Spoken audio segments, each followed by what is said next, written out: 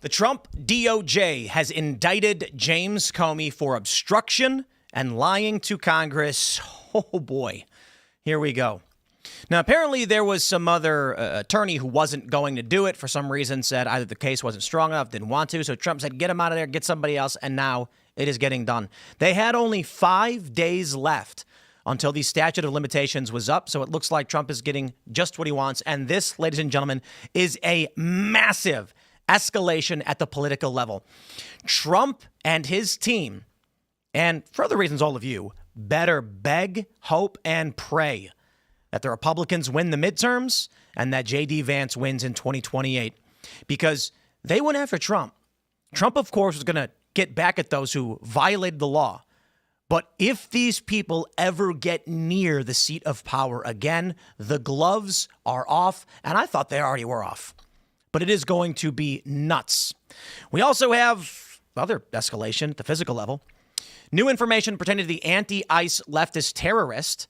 He was planning this for a long time. He had been researching ICE tracker apps, using them, and apparently had searched for Charlie Kirk assassination videos. And the inking on the cartridges may have been him copying what the Charlie Kirk alleged assassin was doing.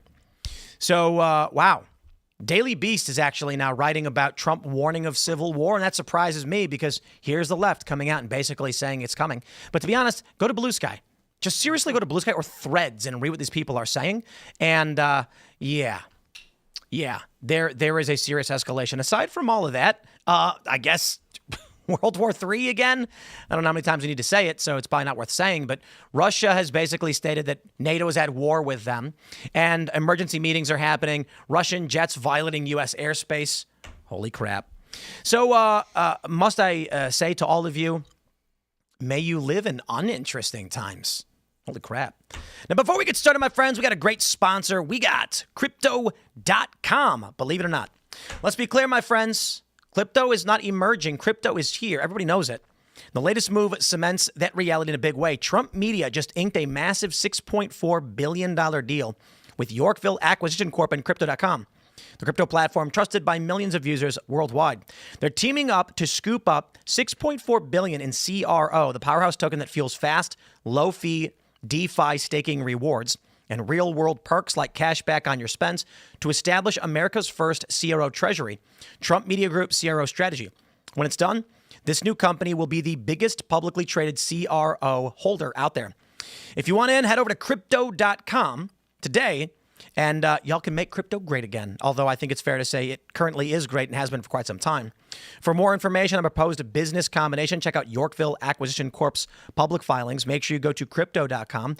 Just all investments have risks. You guys got to make the decision for yourself, and you are responsible for any decisions that you make. But learn more at Crypto.com, and shout out, thanks for sponsoring the show. We also have Beam Dream. Oh, man, look at this one. This one's cherry, iced berry cherry. I am such a massive fan of Beam Dream. I drink it every single night, and my sleep has never been better. So, my friends, we are all constantly pulled in 100 different directions between news, politics, work, family, me, sleep. I thought I was doing pretty well. I didn't realize I could do better. In fact, when I skate and exercise, I would get bad cramps at night. And turns out my magnesium was probably the issue. So Beam Dream has got L-theanine, it's got melatonin, it's got magnesium, so you sleep better. Now this, we got listed right here on the way. This is iced cherry berry. That is amazing. I usually go for the hot cocoa one. Look at that. Cinnamon cocoa is the one I usually go for. But don't forget, they got iced cherry berry as well. It's 15 calories, 0 added sugar. It's already improved over 18 million nights of sleep, including mine. Last night, my sleep score was 95. I know it was bad because it was 96 before that and 100 before that. But no, I'm still doing pretty well. And I really do love this stuff. So go to shopbeam.com/TimPool and you will get up to 35% off. And don't forget, my friends, smash that like button. Share the show with everyone you know. Joining us tonight to talk about this and so much more, we got Joseph Moulton. Hi, yeah, I'm Joseph, founder of Flag Force UK. Just joining Tim tonight, discuss what's going on, and also mention a little bit what's going on in the UK as well. Right on. Well, thanks for hanging out. We got Tate hanging out. What's going on, guys? Tate Brown here, holding it down. Before I start, Pastor Vody Bacham died about an hour ago. I know a lot of people in the audience will know who that is. Just want to say rest in peace. He was very loved, so yeah. Oh, sad to hear. What's up, friends? It's Raymond G, your favorite blue collar here at Timcast Media Group. I look forward to talking to Joseph and everyone else. Mr. Phil. Hello, everybody. My name is Phil Labonte. I'm the lead singer of the heavy metal band All That Remains. I'm an anti-communist and counter-revolutionary. Let's get into it. Here's ABC News, because you know we love them. Former FBI Director James Comey indicted days after Trump demanded his DOJ move now to prosecute enemies. Prosecutors earlier said they couldn't establish probable cause to charge Comey, which is a lie, because we've got this post from Greg Price, which is hilarious. On the left, James Comey telling Congress in September of 2020 that the Steele dossier wasn't used in the 2016 Intelligence Committee assessment on the Russia hoax. Right. Tulsi Gabbard's release from July showing the Steele dossier was directly cited, and that Obama intel officials overruled senior intel officials who told them it was garbage. Now, I believe he's being indicted on obstruction as well. Former FBI Director James Comey has been indicted on 2 of 3 counts sought by prosecutors. 1 count of making false statements and 1 count of obstruction of justice, just days after President Donald Trump issued a public demand for his DOJ to act now to bring prosecutions against Comey and other political foes. The charges followed Trump's ousting of U.S. Attorney for the Eastern District of Virginia, Eric Siebert, who, according to sources, had expressed doubts internally about bringing cases against Comey, as well as New York Attorney General Letitia James, after Trump appointed him to lead the office. I would just like to point out where we are in this country. They went after Donald Trump on fake charges. Trump says, okay, if that's the standard, we go after them as well. It's remarkable to me that under the Biden administration and in New York, they said, well, these are highly dubious, but let's bring them anyway. And then under Trump, the attorneys are like, well, we can't really do it. Enough. The standard was set by the Democrats. Trump is saying, hey, look, you want to come after me citing mortgage fraud or civil fraud for loans because an officer made a mistake on some numbers? He's going to go after Letitia James when she claimed a property outside of New York was her primary residence, which gave her favorable loan terms. I think the same thing is true for Adam Schiff, but we'll see what happens there. And now you have James Comey. Now, James Comey said they didn't use the Steele dossier. Tulsi Gabbard says we went through that. Here we go. Here's an IC report showing they did. What's the problem? What's the problem? Let me say this, though. I will say this of myself and pretty much anybody who's prominent in this space. Y'all better pray Trump doesn't lose this fight, because we've already seen what they're willing to do to their media adversaries. We've seen what the left and the Democrats have been willing to do to run-of-the-mill Trump supporters who bounced around on January 6th. I ain't talking about the rioters. I'm talking about the people who are milling about after the riot was over, who also got a year plus in jail or solitary. Going after James Comey, this is not a shot across the bow. The Democrats already ignited the flames, and Trump is simply responding. So it is now on. At the highest level of politics, Trump has told the deep state, you are going down. At the street level, we are dealing with 3 terror attacks in 3 weeks. So you guys tell me what's happening in this country. I mean, look, as far as the situation with Comey, it's good that they're indicting him. It's good that a grand jury decided that they had enough evidence to prosecute. It's good that they've actually moved on this, didn't let the statute of limitations run out. But I see this online, like people tweeting at like Kash Patel and people tweeting at Republican lawmakers saying, hey, make the leftists stop killing us. Like, that's where we're at. Right. So it's great that they put Comey in, or that that Comey's indicted and they're going to prosecute. That's all well and good. But we've actually gone past the need for that. I got to interject. If we do not see justice on the highest level of these people, the street level stuff is immaterial. This is the most important thing. Look. Obviously, street-level law enforcement needs to stop far-left terror and Antifa and all that. Because another thing, we got a lot of news. Trump has ordered his DOJ to go after all of these leftists and all the structures. Ground level's important. But if Comey, Clinton, and their ilk are able to gain power again, I have zero concern whatsoever for Antifa. Phil, you'll be in a gulag. Just make sure you share with me your sandwich at lunchtime. It doesn't matter. The thing is, it doesn't matter if they put Comey away, because it doesn't matter if it's Comey or who the individuals are, because there are other people that will be pursuing those those places in the administration. There's going to be a Democrat that's going to be running. There's going to be people in the bureaucracy that will want to, or there will be people on the Democrat side that will fill the roles, and they're going to act the same. You don't need to wipe out every single soldier on the enemy's battlefield if you shatter their center and the rest of them flee. If Trump can get these, if simply these indictments and these charges against Comey, Letitia James, potentially Schiff, anybody else, if that breaks their ranks, those people you're describing are going to run for the hills. They'll find them. Oh, what's that? They're already getting citizenship in foreign countries. Italy, I hear. I mean, well, look, it would be great if they fled the country, obviously. But I do think that on the I think the ground level is the thing that's more immediate, like the idea. Well, you can do both. Why not? I'm not. Again, I'm not saying. Like I said, it's good that they got him. It's good that they've indicted him, and I want to see more. I'm not saying that it's not. It shouldn't happen or whatever. I'm saying you arrest these people and the ground stuff disappears. I don't know that I agree with that. I think so. They'll lose all their funding and all their legal support. Right now, with the infrastructures of power in place, these people might actually get off on the charges. Well, I mean, the dude that initially, that just most recently shot up the ICE facility, he took care of it himself. And that's something that actually happens fairly regularly. Like they'll go and it'll be suicide by cop, or they'll commit suicide themselves. You look at all the trans shooters that have gone to schools and stuff. There's not all of them, obviously, but a lot of them get taken care of on, when they're carrying out the attack. I think if... And again, this isn't to say that it's a bad If Jimmy idea. Kimmel's off the air, if the Democrats that waged lawfare against Trump are in prison, and what remains are these squishy, middle of the road, soft Democrats who are like, I'm not going to support any of that stuff, you will stop this cultural movement on the ground level. Their infrastructure that pays them that gives them resources to be on the ground, that bails them out of jail, will evaporate overnight. It's the way I look at it is, you've got an infestation, and all you're doing is chasing the bugs that you can see instead of going into the walls and finding the hive. So, of course, if we had a wasp's nest in the building and they were flying around, we'd be swatting the wasps to get rid of them when we see them. But we'd also call an exterminator to go in the walls, figure out the nest is, and get the nest torn out. This is substantially more important, in my opinion. Getting rid of the individual actors will stop the individual actor at the time, but how do you stop them from reproducing?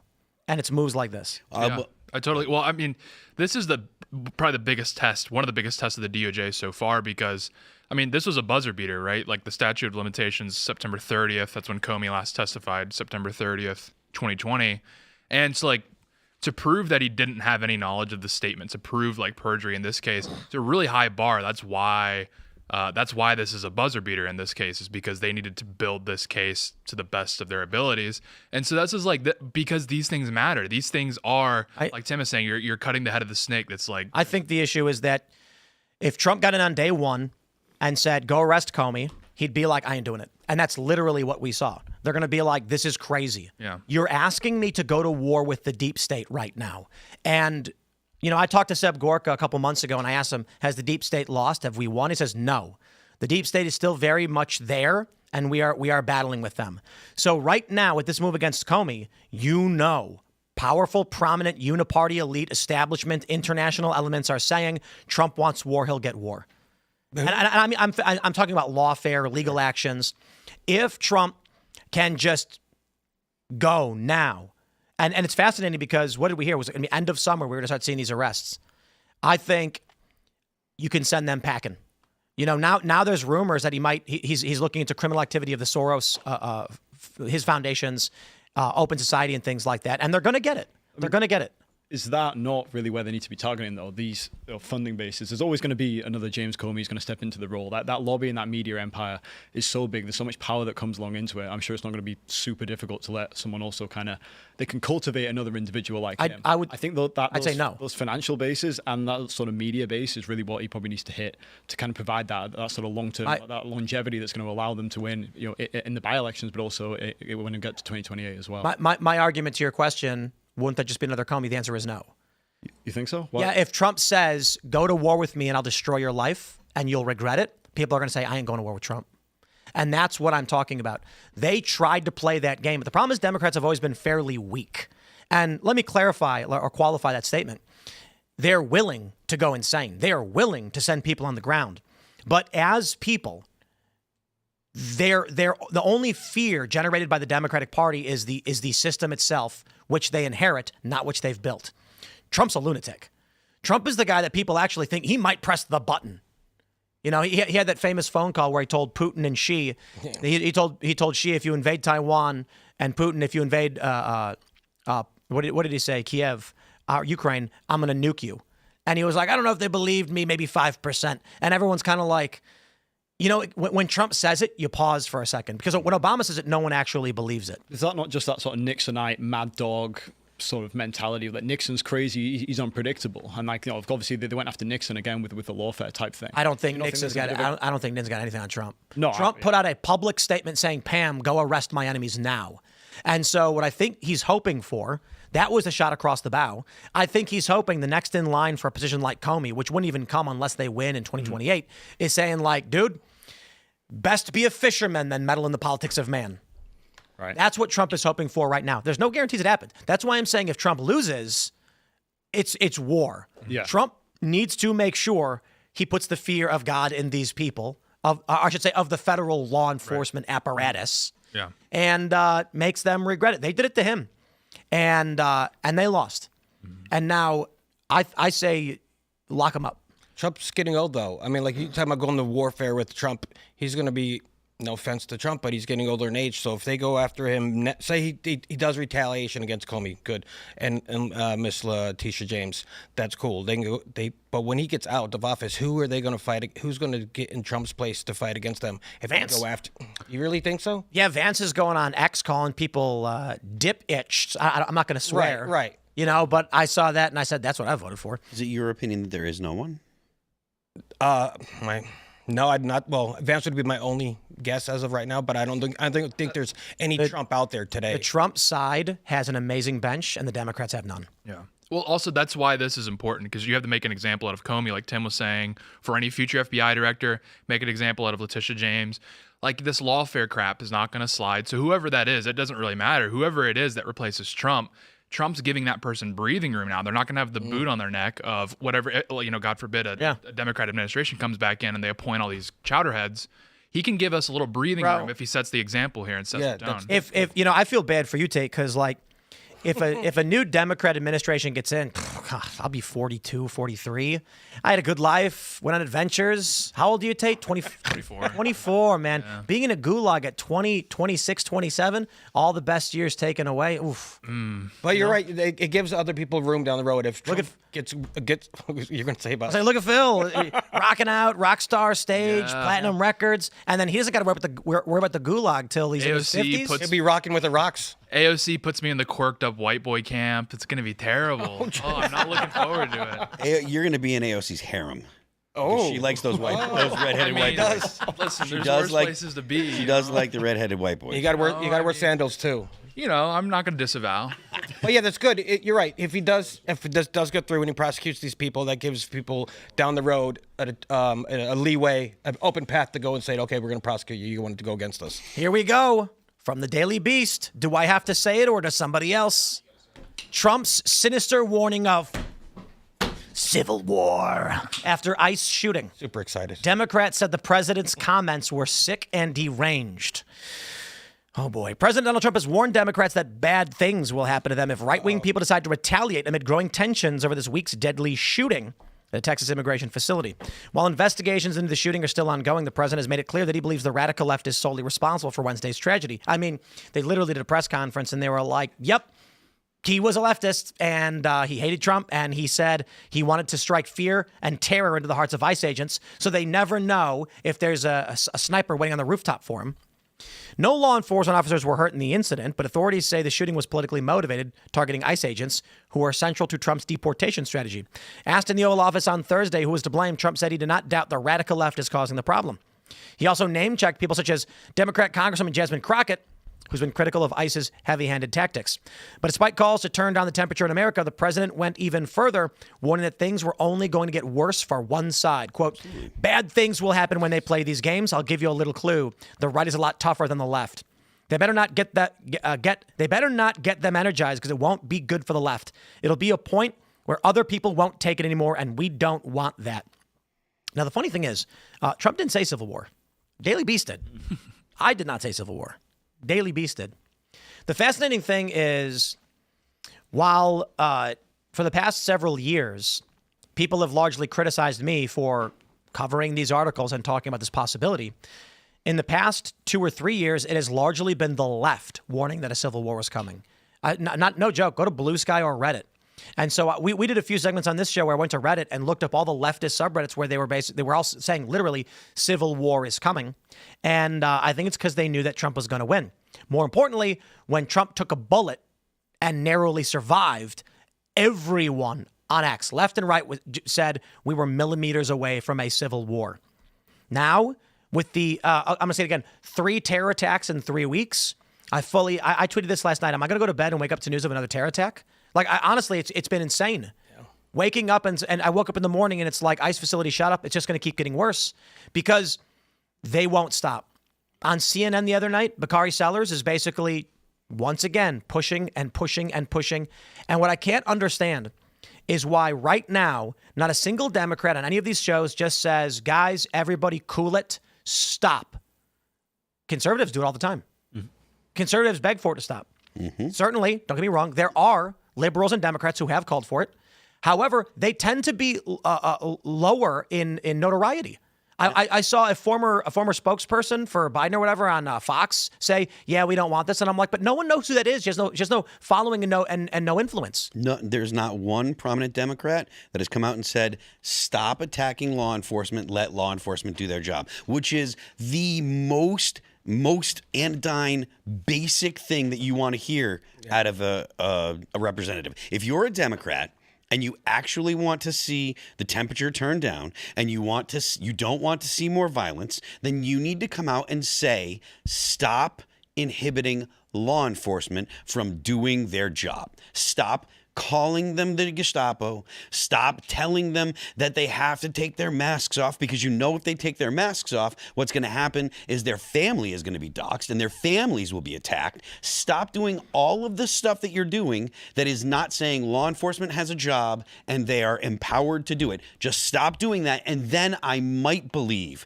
that you actually want the violence to stop. And until then, I don't believe that you want the violence to stop. No, I gotta interject there. Masks should come off. And I do agree that, they need to tone the rhetoric down, which can include the mask commentary. But I do think the feds should not wear masks. I think if you want to go out proudly in defense of this nation, you must accept those risks. And I do not appreciate, and I certainly understand, I am here every single night with my face on camera. I have been doxxed. I have been swatted numerous times. I've been attacked. I understand. My job doesn't require me to be on the ground in front of these people, but that's something they accept even with masks on, that there is a physical danger that they are experiencing. I think we cannot play a game where we have federal law enforcement being like, the threat of terrorism is so serious, we have to hide ourselves. I think each and every one of these officers engaging in this should take their masks off and say, I am, name, John Smith, a proud American, legally and lawfully enforcing the law. You are terrorists, and we won't stand for it. That's it. We should. I'm sorry. I'm not playing this. Federal law enforcement get to hide their faces because they're scared. We know. I get it, and I feel for you because the left are violent psychopaths. But I don't think this is how we should be handling it. I think we have to be. Steadfast, vigilant. And I don't know. We have to face this challenge head on. If we're better than them, real quick, if we think we're better than them, which we are, and we think we are, and we feel a certain way, we should take off. You're right. I like the idea of taking off the mask because we stand for a purpose and a point. Nope. Everyone's posting ones. You're all wrong. Like, I am not going to tolerate, I will not live in a country where cops walk around with no badge numbers and masks on covering their faces because they're scared. You are operating under color of law. You are entitled to do so. You are protected to do so. And fear of far left terror, I do not believe is a good enough reason that regular people should have to live with cops walking around in all black. I mean, I think there has to be some sort of preemptive measures for them. I mean, these are people with families and kids and livelihoods. Like, yes, they're representing the federal government, but I mean, and of course they're scared. But there hasn't been a lot of, preemptive measures to counter this far left terrorism. I mean, we're starting to see it now following the Charlie Kirk's assassination, but these guys are going to want guarantees. Otherwise, I imagine a lot of them will just walk out their jobs if they're told they have to unmask. They're living next to these people. We've seen from the backlash of Charlie Kirk's murder, how many people on Blue Sky were just hundreds of thousands of likes calling for deaths of Ben Shapiro, other politicians, political commentators. They want blood, and these people are living next door to them. You don't know who they are. Okay. They're so emboldened that it's going to be very difficult to persuade these guys, yeah, let's demask. And then next minute they're getting knocks at the door, their family's being harassed, or they're actually potentially going to be assassinated. I totally get it. You've got two options: civil war or not. And if the argument is the threat of far-left terror is so pervasive in our hometowns that our own police officers have to hide their identities, you're in a civil war. End of story, no argument. Let me say it again to everyone out there that are telling me, you're telling me that I have to live in a country where any cop anywhere is going to not have a badge number visible. They're going to cover their faces so they can't be doxxed. I don't get to know who they are. You are at war when that is the reality, if that's what you're saying. And I got no problem if that's the reality. And I agree with you then. If you want to say civil war has begun, then I'll say, okay, mask up. Because I understand the argument. Law enforcement may quit. We'll have nobody willing to actually do the job because the far left is going to come for their families. Yeah, you're at war. If you are saying there are insurgent terrorists all across this country that will kill you and your family, you are at war. That's just it. That's what I think it is. I think that people don't realize, particularly on the right, they don't realize how aggressive and vicious these people really are. I don't think that as a society that we've really stepped back and looked at it, because the media institutions they're encouraging it, right? Like all this dehumanizing language, like calling them the Gestapo. I mean, that's what it's for. It's to dehumanize them, to justify violence. Let me ask. I'm going to ask you guys a quick question. Why does Antifa wear masks? So no one knows who they are. And why don't they want anyone to know who they are? Because they're doing bad things. But what? But that's not an answer. Oh, it was an answer, but what they don't want them to know because they're a group. They're like a blob of group of people. Why does Antifa wear masks? They wear masks, and the Black Bloc wear masks and stuff, so that way they can blend back into the crowd. And what does that accomplish for them? That way they won't get arrested. Well, they will get arrested. They're anonymous. A cop can grab anybody off the street and arrest them regardless of what they're wearing. The purpose of wearing a mask is so that you can't take pictures of their face, you can't share their information online, and if they get caught, you can't prosecute them because you can't prove beyond a reasonable doubt. We are asking for that same thing with our law enforcement as well. And if you want to acknowledge that we are saying we want our law enforcement to be able to go out, you can't figure out who they are. You can't take pictures of their face. Anything that happens in the fray, we won't be able to pinpoint which officer necessarily because just like Antifa, we have created a large group of individuals that are wearing the exact same clothes and you can't see their face. This means that if one of these guys in a conflict with the far left cracks a skull or whatever, they can't do anything legally about it. If that's the argument you're going to make, we are in a civil war, period. Well, the big thing with ICE that we're all missing here is that the reason they have to mask primarily is because they're dealing with drug bust and the cartel. And that's a massive infrastructure, especially in the Southwest United States. And they've been masking for like 10 years now. And it's primarily because, okay, yes, there is a factor with the far left where they dox these guys, but the ICE is in a completely different battlefield from the rest of, like, I guess you would say the right wing, is because ICE is having to deal with the cartel. They're having to deal with these drug busts and busting up these human trafficking, routes and these sorts of things. So it's like, it's not the far left they're worried about. Like if you talk to these ICE agents, typically it's the cartels and the retribution from those guys is what they're typically worried about. I get it. I agree. I respect that argument for sure. I mean, but again, I'm going to say this bottom line. If y'all want to say we're at war, then war powers. And what does that mean? Guys, if you're arguing that that our federal law enforcement should be able to wear masks because of wartime conditions, I'm actually going to push you one further and say you are not giving our men and women enough. If the argument is the threat of the far left terror is so great against their families, we got to step it up. Well, I mean, not just masks. They got to get more. But they need selective fire rifles. They need full military everything. They already have select fire rifles. But the point not the cops, not the beat cops. Well, yeah, okay. So they usually have a rifle in their car. They don't carry them on there. But the point is, so you're talking about ICE that's trying to carry out these they're trying to wrap up the illegal. Well, I was talking specifically about all federal law enforcement. I think a lot of people are taking that to assume just the ICE. I'm saying, well, generally, ICE are the ones that are wearing the masks and stuff, right? So you don't see a lot of we do. And that's what people are complaining about, right?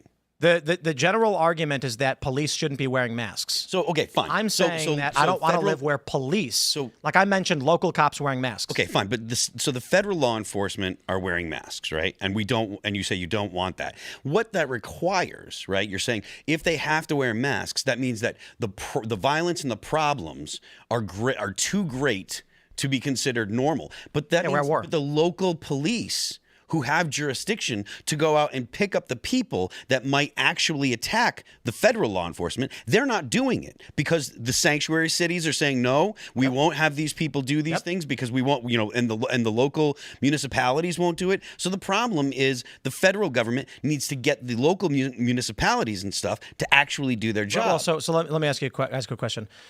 When there is let's just say like a jurisdiction, for lack of a better word, that is not required to abide by the laws of a separate jurisdiction. It largely says you don't have anything to do with this. There's two separate locations. When jurisdiction B sends armed men into jurisdiction A to enforce laws that jurisdiction A says we do not abide by, what do you call that? When they send people there are two isolated jurisdictions. Yeah. Two isolated jurisdictions with separate laws, different worldviews, different rules. One city decides to arm a bunch of guys and send them into the other side by force against their will to enforce laws that the other city wants enforced. So you're pointing at civil war. You're looking for I'm not talking about civil war. I'm talking about it's war. It's just period war. Fine. If the argument is that California won't abide by federal law, has ordered their people to defy federal law, is allowing individuals to defy federal law, they are not part of this country as it is. Part of this country means that your structures, state, city, local, or otherwise, are going to abide by legal supremacy in this country up to the Constitution. What we are seeing right now, if this is the argument, is that blue states have just said absolutely not. And when Trump said, this is our election happened, people said immigration, we're going to go and start rounding people up. What happened? At the governmental level, Gavin Newsom fought the federal law enforcement, ordering the National Guard not to listen to Donald Trump under his orders, which he's allowed to do because they're not enforcing the law. If our ICE agents, let's isolate it to ICE, are at a point where they're facing a threat from terrorists that have support from Democrat politicians who help fundraise for them, NGOs run by prominent Democrat donors, and in California, Gavin Newsom and local law enforcement lets these people attack federal facilities. I would call that akin to piracy, right? And at that point, I think it's very obvious when you break it down that way, we are in a civil war. Yeah, I just think if you look from Trump's perspective, right, he's tried to de-escalate this Charlie Kirk situation. There hasn't been hard rhetoric, get retribution. And in that article you were talking about, he didn't mention civil war. He was just warning from a very logical position. If you keep attacking the right, eventually they're going to go, are we supposed to just sit and take it, or are we going to retaliate? That's kind of what he was saying there. He wasn't saying it from a Republican position. So if you're Trump, you tell them to demask, which I believe that all federal employees, particularly law enforcement, there should be that accountability. Your face should be out there in an ideal world. But let's say they do demask. Not at war. Yeah, we know that there's going to be some sort of physical retribution, attacks on these people. That's only going to escalate the situation, right, to something that is going to be more kinetic, that potentially is going to be far more divisive. I don't think he wants to be the president that is dealing with that on his plate. He wants to just get his policies done in the way which is most amicable as possible. They obviously don't want that, which is why we're in this situation now. But I give you two options then. Stop pussyfooting around and go and arrest all of them. Don't give me this excuse, I'm scared I have to wear a mask. Send the law enforcement to kick the doors into the far left people that are threatening you and put them in prison, then take your mask off. Agreed, 100%. I'm sick of this half measure. I don't think that they have the ability to isolate the people that are actually making that are likely to do the doxing and stuff like that. I think it's part of the problem. I don't care. The doxing is annoying. But at the same time, it is the individuals who carry out the violence that are the real problem. Getting doxxed is bad. We've been doxxed, and it's crazy what people are capable of. But the guy who posts my address is a problem. The guy who comes here to carry out the threat is the threat. But it's not a unitary, organized attack. So you look at the alleged assassin of Charlie Kirk. I don't think there were, as far as we're aware, there weren't big indications that this was a guy who was militarized and violent and ready to assassinate. And if it was, it seems from the evidence that I've seen, it seems like it was something that was almost like a spur of the moment. He hit a psychological breaking point and decided to do that. They're more akin to random acts of violence. It's not like a big, organized, premeditated, right, we're going to get that guy, we're going to get that. So it's much harder to tackle. Yes, I get it. If your argument is any one of these individuals walking down the street at any moment might turn around and stab you, then it's time for Trump to dissolve the U.S. Constitution under Presidential Directive 51, create an enduring constitutional government under a single branch, as George W. Bush's executive order in 2007 granted the executive branch power to do, and then he can send out his masked, militarized police force across the country to make sure this doesn't happen. But the argument that we are at a point where a random individual might pull out a gun and shoot you at any moment, if that is the case, it is worse than anyone realizes. We are in an active civil war, and instead of half-assing it and being like, just keep doing your job but hide in the meantime, that's insane. But how do you fight an idea? How do you fight an idea like it's not a organized structure? Yeah, Trump dissolves the United States and creates the first American empire. And then he creates a massive multi-billion-dollar federal police force that supersedes all of the local governments and then starts searching people's homes. And I mean, what is the argument to, at any moment, a random liberal might detonate a bomb or shoot somebody? It's almost like a denazification program at that point. You'd have to go in and you'd have to gut the institutions. It would be a complete, like you said, like it'd be a transformative measure. I don't think he's got the appetite for that. Let's just try and do the math. Three terror attacks in 3 weeks.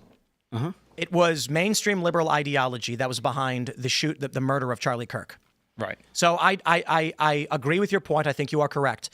We don't know who's been radicalized. It could be too many people, and even AOC is espousing the ideology that this guy shared that motivated him on the House floor. Okay, let's try denazification. Mm-hmm. So how do we figure out who holds the ideology and is needing of a re-education? Well, I mean, we're going to follow the donors. We're going to see like the top-down media who. Well, this was a random guy at home, like you mentioned. It is a random. Yeah, people, but I mean, right? you can look at the media he was consuming, right? You can see the groups that he's in, the ideologies he's identifying with. Right. So my question is, how do you find him before he kills Charlie Kirk? That's almost like how do you stop a guy if it's almost like a thought crime before they've done it? Agreed. You can't. Which is why I said the solution to the problem you're describing is Trump dissolving the three branches of government under Presidential Directive 51, creating an enduring constitutional government as prescribed by National Security Presidential Directive 51. And then he creates a federalized police force, which goes and secures every street corner, because we don't know at what point a liberal is going to just go start foaming at the mouth, pull out a gun and shoot a random person. Now, I don't think we can live that way, and I don't think anyone would tolerate that. So the idea is, right now, where are we? Law enforcement can't do their job because the threat of left-wing terror is too great. Okay, well, we're losing then. Mm-hmm. We are losing if that's the case. I don't want to lose. There's no such thing as we're going to knock on doors and ask people if they're radicalized and then bring them to a re-education center. Yeah. There's no way we're going to find some random dude who's on Discord who one day decided to take his grandfather's gun and go assassinate Charlie Kirk, because they're just people walking around. Mm-hmm. If the radicalization is that bad, then the only answer is full-blown, full-scale American empire. Like, Trump has to go iron fist on the table right now before it actually comes to multi-faction war across the United States. I would argue even Trump's base doesn't have the appetite for that. Then we lose. Then we lost. Yeah, I mean, like this is the point I'm making to everybody who's like, no, law enforcement should wear masks. If your argument is we need our law enforcement to mask up because they fear that the left will attack them and will go after their families, we've lost. Like what we are describing is we are a diminished capacity force with scared federal law enforcement that are concerned that the might of leftist terror would overwhelm them and they won't be able to do their jobs, so they have to hide themselves. The reason why Antifa wear masks is because there is a more powerful state that can crush them, and they're trying to hide from it. But when communists take power, they put on uniforms. If the argument is our men in uniform have to hide, we are losing. I mean, I know in the UK, for example, they would do this almost harassments of dissidents, where before people could commit a crime, and the UK has got a huge amount of these human rights problems, but one of the things that they did do fairly well, which has curbed radicalism, is when they see people expressing these ideological tendencies, they will get these knocks on the door. And the idea is that you're being watched, you're going to be less emboldened to go do something. But I fully disagree with that, because it can be massively abused. When you look at it from a civil liberties point of view, there is no easy answer here. You're in a society that is so polarized now, with such a lust for political violence on one side, and then the other side is kind of going, well, look, no cities burnt down when Charlie Kirk was killed. It's like, yeah, that's a great virtue, but when the other side literally wants you dead, what is the solution? What can Trump realistically do? And what is the average Republican voter actually going to do themselves to try and negate that fact? It's a very difficult question. Well, here's a story from the Post-Millennial. Trump signs order launching all of government effort to dismantle left-wing domestic terror groups. The Post-Millennial reports President Trump signed a memorandum on Thursday launching an administration-wide effort to dismantle left-wing domestic terror groups across the country. The order seeks to interdict the groups, block them from performing violent acts, and the administration will look at sources of funding. Let's play the video. They're anarchists and agitators, professional anarchists and agitators, and they get hired by wealthy people, some of whom I know, I guess. I probably know them. And you wouldn't know it. You're at dinner with them, everything's nice, and then you find out that they funded millions of dollars to these lunatics. Steve, could you say a couple of words? Yes, Mr. President. This is a very historic and significant day. This is the first time in American history that there is an all-of-government effort to dismantle left-wing terrorism, to dismantle Antifa, to dismantle the organizations that have been carrying out these acts of political violence and terrorism. What we have seen, if you look at whether it be going back to the riots that started with Black Lives Matter and all the way through to the Antifa riots, the attacks on ICE officers, the doxing campaigns, and now the political assassinations, these are not lone, isolated events. This is part of an organized campaign of radical left terrorism. It is structured, it is sophisticated, it is well-funded, it is well-planned. There is really no parallel like this to anything else in the country right now. There is an entire system of feeder organizations that provide money, resources, weapons, and when they're attacking ICE officers, they're attacking federal buildings, or they're isolating public officials for harassment, doxing, intimidation, and ultimately attempted assassination. It is all carefully planned, executed, and thought through. It is terrorism on our soil. Because of this executive order, Cash and Pam are going to have the tools they need, working with Scott, to take these organizations apart piece by piece. And the central hub of that effort is going to be the Joint Terrorism Task Force, or JTTF, which sits inside the Federal Bureau of Investigation. But for those at home who are worried about terrorism in this country, they need to understand, because of President Trump's strength, because of his vision, because of his leadership, we are now going to use the entire force of the federal government to uproot these organizations root and branch. And again, that's only possible because of President Trump and his leadership. Thank you, Steve Cash. I'm going to take this opportunity to announce my retirement.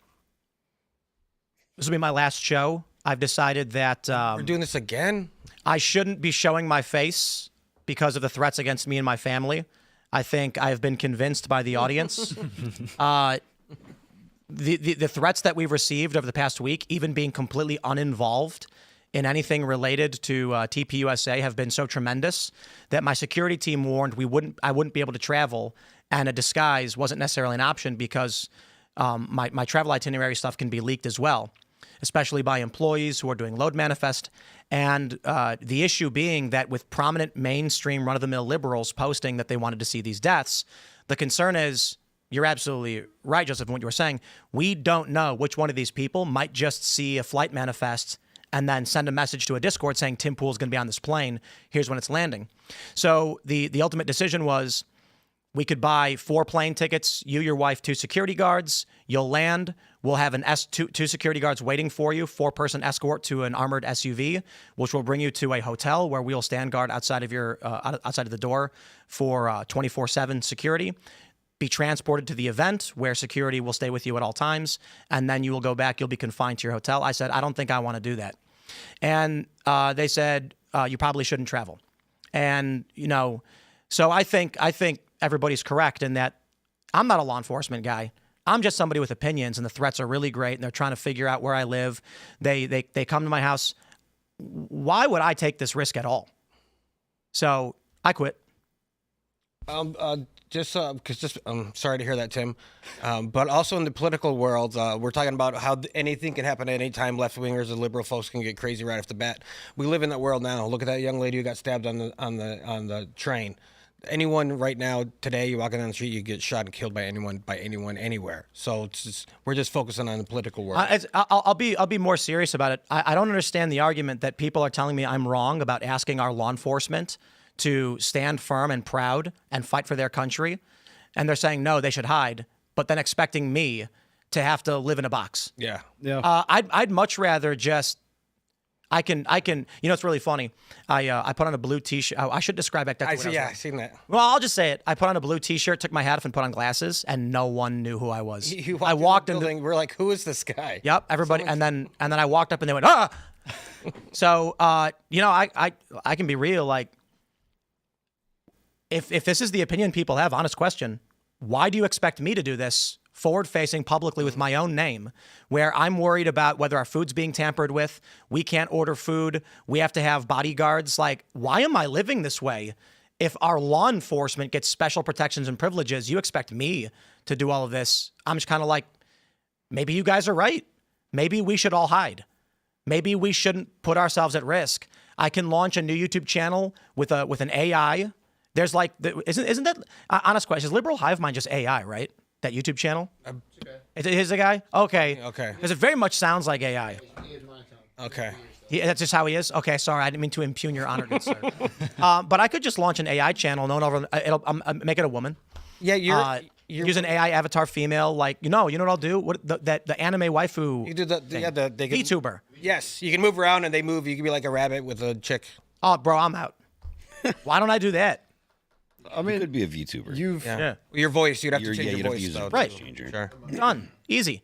I mean, you got those real-time AI voice changers. You're way more front-facing towards the political world than the cops are. Than one cop on the street. Than one. Which my point would be that most of these cops have substantially less risk than I do. Yes, they do. So if the argument is they should wear masks, no one should know who they are because the left are terrorists. I'm like, I'm being 100% serious thinking about that. Like, if that's what people really think, they just killed Charlie. Like, maybe none of us should be doing this, and we should just sit back and let Trump do his thing. But for an ICE agent, what difference does it make for their job if they have their face out there and their name? Because at the end of the day, they're a badge, and they're conducting an operation, a very specific job. Like, it doesn't matter if they're a public individual or not. We're trying to get legal immigrants out. Like, I don't right. know if it's The argument is the far left might try to dox them, and I'm sitting here being like, well, I'm already doxed. The far left, once they dox them, might try to kill them. Like, they're literally trying to kill me, and we have people showing up, and I have to get guns. And right, but if you're an ICE agent I know they're getting paid decent, but they don't have the money for security or anything, and it's like it's not advantageous for them in any way to be like a public-facing person. Like, it doesn't. If anything, it just makes it worse. But they're not a public-facing person. They don't have to be, and that's why they're masked. No, there's tons of anonymous personalities that make tons of money doing political commentary. Yeah, it's true. Yeah, I mean, I think that's fine. I do think there's value. Maybe that's where we're going. I mean, look, Charlie got assassinated. Yeah, I do actually think like anonymous or pseudonyms is like fine in the political space, and they're able to push ideas without fear of getting killed. But I mean, people ultimately buy from people, and when they're you are disseminating ideas, they're buying into an idea. They're buying into, especially if you become a living embodiment of that idea. Yeah. Like, I want to be like that guy. Right. I want to live in the way that he lives because he seems really fulfilled. I understand what you're saying completely. Like, they should be demasked, but what that would be, it would be a giant gambit, and we know what would happen. We would see families being targeted. We would potentially see targeted assassinations, but it'd be on a much larger scale. I don't think so. You don't? No. Well, why aren't they? Because there is a risk. There is a risk department somewhere that has gone and they've sat down and gone. Because they need to wear masks. Because there's a reason why they killed Charlie Kirk and not an individual ICE agent. There's tons of federal law enforcement, including guys that aren't wearing masks. Just some of them are. They just tried to kill 3. Yeah. They killed Charlie. Right, but like they tried to kill ICE agents. Who did? Like 2 days ago. No, who? Joseph John. It was like Joseph John or whatever. Oh, right. And there that. So but that was indiscriminate. That wasn't a targeted on a guy's house. No, this but is the third terror attack on ICE where they went to a facility and attacked random people. In fact, he killed detainees. Right. The argument we're making is they will go to the home of the ICE agent. I mean, yeah, presumably if they're privy to information at some I point. mean, you can go on LinkedIn and find this. I mean, information. And the cartel is You got a CBP facility here. You could just sit outside and collect license plates. I mean, the cartel things are important. We've seen like the assassination of various DEA agents, right? Like that happens a lot, right? They would be in the same realm as that. However, the difference is that is like, you know, the cartels are a foreign organization. So it's seen as an external threat, foreign terrorist organization. Yeah, no, I within understand the cartels, when it's on your own soil and it's your next door neighbor, it's the guy sitting next to you on the bus. It's a completely different, almost like years of lead type scenario. If they do demask, they're obviously not, because there has been a risk management sort of assessment, probably like hundreds and hundreds of pages long, that has gone, actually, it's probably best that these guys stay masked up. Yeah. The reason why the left doesn't have any leaders, they actually do. And I will tell you this from literally being in these direct action meetings with leftists. They have leaders. The leaders organize. They supply money, tools, and then they say, I'm not your leader. And if anyone asks, I'm not in charge. Step back, yeah. When they go out to protest, you'll never see anybody directly leading the group, because they say law enforcement will target any perceived leaders. So that's why they say Antifa is a leaderless movement. It has leaders. They're just lying. Liberals cover up for them, or they're just stupid. Someone is funding these tools. Someone is buying these things and handing them out. Someone is telling these people where to go. Mm-hmm. Someone is saying, here's the route we're going to take. And it's usually a small group. The hierarchy is natural. Usually it's a young guy who says, here's what we're doing. And they say, okay. Because, I mean, let's just be real. Communism isn't the real thing. The idea that there's like a truly decentralized group of friends all holding hands, just being like, how many of you want to vote for a route that goes down Broadway and turns left at 45th? Raise your hand. They don't do that. One guy goes, here's the plan. We're going to march from the financial district down Broadway. We're going to turn left at 42nd, make our way to Bryant Park. From there, we've got a group waiting with shields. And they go, okay. Now, who's that guy? Who does he work for? Where's his money coming from? I mean, that's what this needs to resolve. Indeed. Right? But has it, when we were talking before the show, but that potentially this doesn't actually change much. Like, is this really going to give him the tools and give the FBI the tools to dig into these people, hold them accountable? I mean, it is kind of that vague thing. I made a donation. I don't know what happened to the money after it went out. I thought it was for a good cause. It was misappropriation of funds.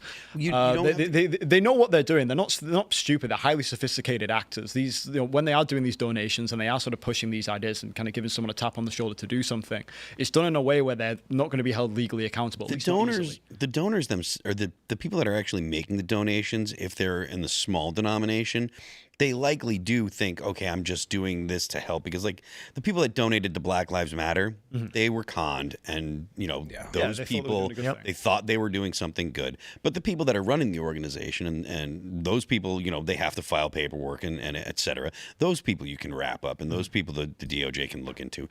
And then any big donations, like really sizable, hundreds of thousands or millions of dollars, that's something the feds can look into as well. What if Trump was like, we're declaring Antifa a terrorist organization. All of those who are flying the symbols of Antifa, who are pledging allegiance to or support for, are fair game. I think that's that's what it should be. Yeah. So commies already? But you're saying that that means regular citizens going out, taking individual action as a civilian against someone who's flying the Antifa flag. Oh, no, I misunderstood. I thought you were talking about I said law enforcement. I'm saying Trump tells everyone in this country, if you as an individual stop someone who's flying Antifa, But I mean, if someone, sir, TOS I asked you a question. What if Trump did that? That would be a terrible situation, because so the reason I ask that question is that Trump has designated Antifa a terrorist organization. What does that mean? If you are a citizen of this country and you are walking down the street and you see a guy with a gun waving an ISIS flag, will you go to jail if you stop that person? Depends on the jurisdiction. That's why I'm asking what would happen. The point I'm making with the question is, Trump has said Antifa are terrorists. What is the legal ramification of a citizen saying, citizen's arrest or citizen enforcement action against a terrorist flying a terrorist flag. Yeah, if you're a terrorist on my land, I have a right to stop you in my country from doing terrorism. Well, I don't know what you do. Well, I'm just saying, like, in general, like, you would think that folks would want to stop terrorism on their own. It should be. I mean, like, let's say there was like an Islamic terrorist, Yeah. right, that was waving one of the several flags. I'm not going to say it. Look, I mean, if in someone- case we get demonetized, but it's like, I doubt a jury and a court would prosecute them for, this guy's waving a firearm or whatever, and he shoots him and preemptively stops the It terror. all depends on the jurisdiction. But I mean, Totally depends on the jurisdiction. Yeah. If you do that in New York, you're going to jail forever. Right. Right. If the guy was actually shooting at people in New York, there's still a possibility that you would go to jail if you took him out. well, I mean that's something that needs to be addressed on a federal level. Is that even possible? Can they do that? I mean, I'm not familiar Well, with state law and It would be a local thing. The feds wouldn't actually have jurisdiction over that. The blue states are in like soft succession right now because like they have sanctuary states, so they're softly succeeding, trying to, but they're not really doing it. But it's really like it's like a soft civil And war. if there's someone that's actually shooting or even probably menacing people with a gun, which Right. means pointing a gun at someone, and you shot him in a state that has like stand your ground laws or has the Second Amendment friendly, there's a possibility that you could convince a jury, no, he was going to hurt people and I prevented him. Now that would be dependent on the jury. But there is a possibility that, look, here's the situation. He was saying these things. He was yelling these things. He was pointing his gun at people. So I saw that, and I figured I needed to take action to defend someone else because he was going. I was in legitimate fear for my life, and I believed that he was going to cause permanent harm or death to someone else. So I acted to end the threat because there was an ongoing threat. Now, you can make that argument, and if you have a good lawyer and you are in front of a jury that's fairly friendly to the Second Amendment, and you're in a jurisdiction where there are people that are friendly to the Second Amendment, you might be able to get justifiable homicide. Mm-hmm. But in a place like New Jersey, in a place like New York, that is not going to happen. You will go to jail. So this is actually surprising. My cursory search, which is surprising to me, is that if there is a known foreign terrorist organization individual, ISIS is a great example, who is flying the flag and armed and screaming while walking down the street, you have no legal right to do anything as a citizen against that person, be it stop them, detain them, or hurt them in any way. They're to be treated, according to my cursory search, as if they were any other citizen, no matter what. So that sounds like something that needs to be Yeah. dealt with. But obviously, with the First Amendment right, is it political expression if you're waving the flag? Everything that Tim said is true, but it still does depend on the jury. Yeah, well, you'll get arrested. You'll get go charged to a with jury murder. trial. Yeah, In most places, you're going to get arrested. I don't think there's very few places where you could get away with shooting someone and you wouldn't even. I'm get arrested. pretty sure He just has a flag. Well, let's clarify what you mean Very by few, arrest. Very few, not none. I think you need to clarify what you mean by arrest. The police are going to take you into George Zimmer, custody is not arrest. Like being detained, you mean? Arrest is probable cause for a crime. You're being taken in to be processed for that crime. I would still say that there are a few. There are some jurisdictions where you might not. I'm pretty sure. But most I can at places least speak for West Virginia. I would even get down to it depends on the Like if you're on your property. Yes, if you're on your property. Yeah. And like in Florida with Zimmerman and Trayvon, I don't believe he was arrested. He was brought in for questioning and then released, and that's what caused the controversy. Yeah, I mean that could be too. Again, Right. I think that it does depend. It depends a lot on the even down to the locality. Because if you're in an urban area in a place like West Virginia, you might not get the same kind of treatment from the county sheriff or whatever that you would if you were in a more rural area. So do you think it's going to be a case of perhaps Trump needs to encourage the red states to adopt legislation to facilitate this sort of, citizens arrest, potentially if someone's holding I a don't know firearm. what It's one of those slippery slopes. It's a slippery slope, right? And also you're talking about this kind of like soft secession. If you've got, a de facto situation in blue states where these guys can walk around unattested and actually not just that, but can continue to grow. It wouldn't be build an Trump. influence. It wouldn't be Trump. It would have to be something that Congress passes Right. to have the force of law. And I don't know if that would stand because places like New York or New Jersey or Illinois, they would fight that under 10th Amendment grounds. They would say we have the state's right to do. I think as we discuss this and go through the math of everything we're looking at, the real underlying thing that everyone is just saying is we're in a civil war.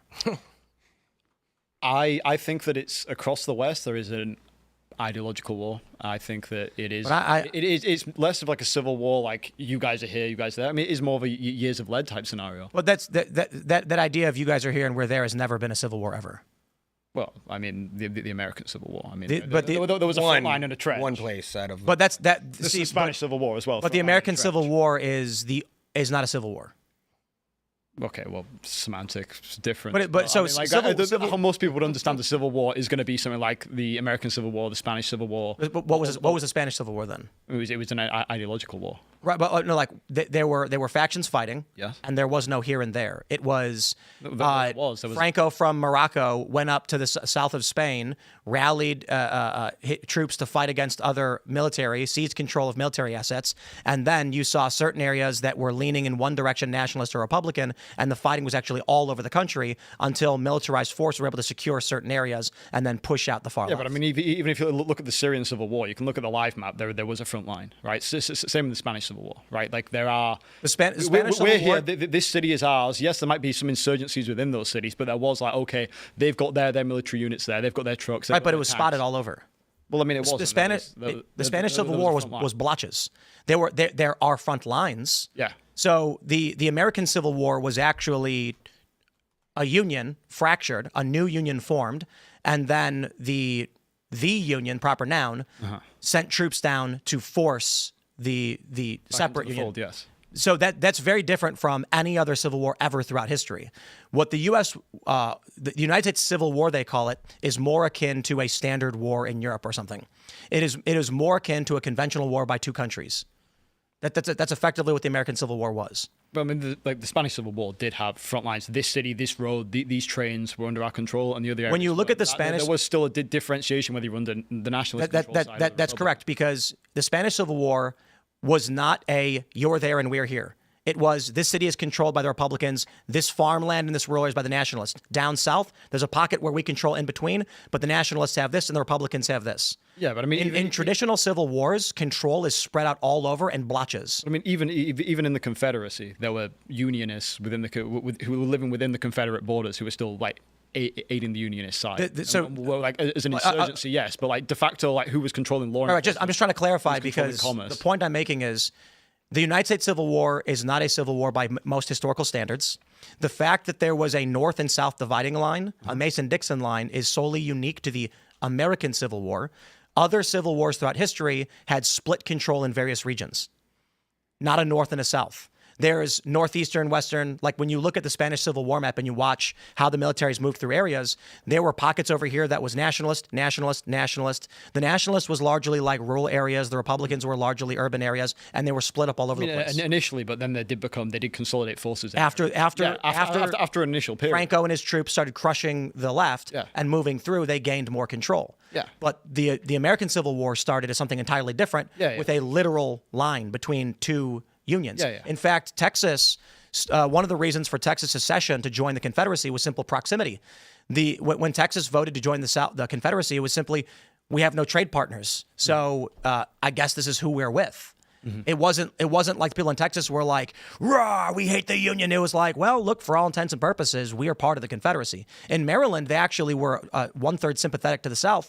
So it wasn't, and it still there was still, what I was trying to get is there were still geographical states and regions which were considered, under the control of those governments or forces, right? And that's true today, right now in the United States. In the U.S., well, yes and no. Like, I don't think that like the governor, like Gavin Newsom, for example, is going to come out on the complete side of like he denounced the murder of Charlie Kirk.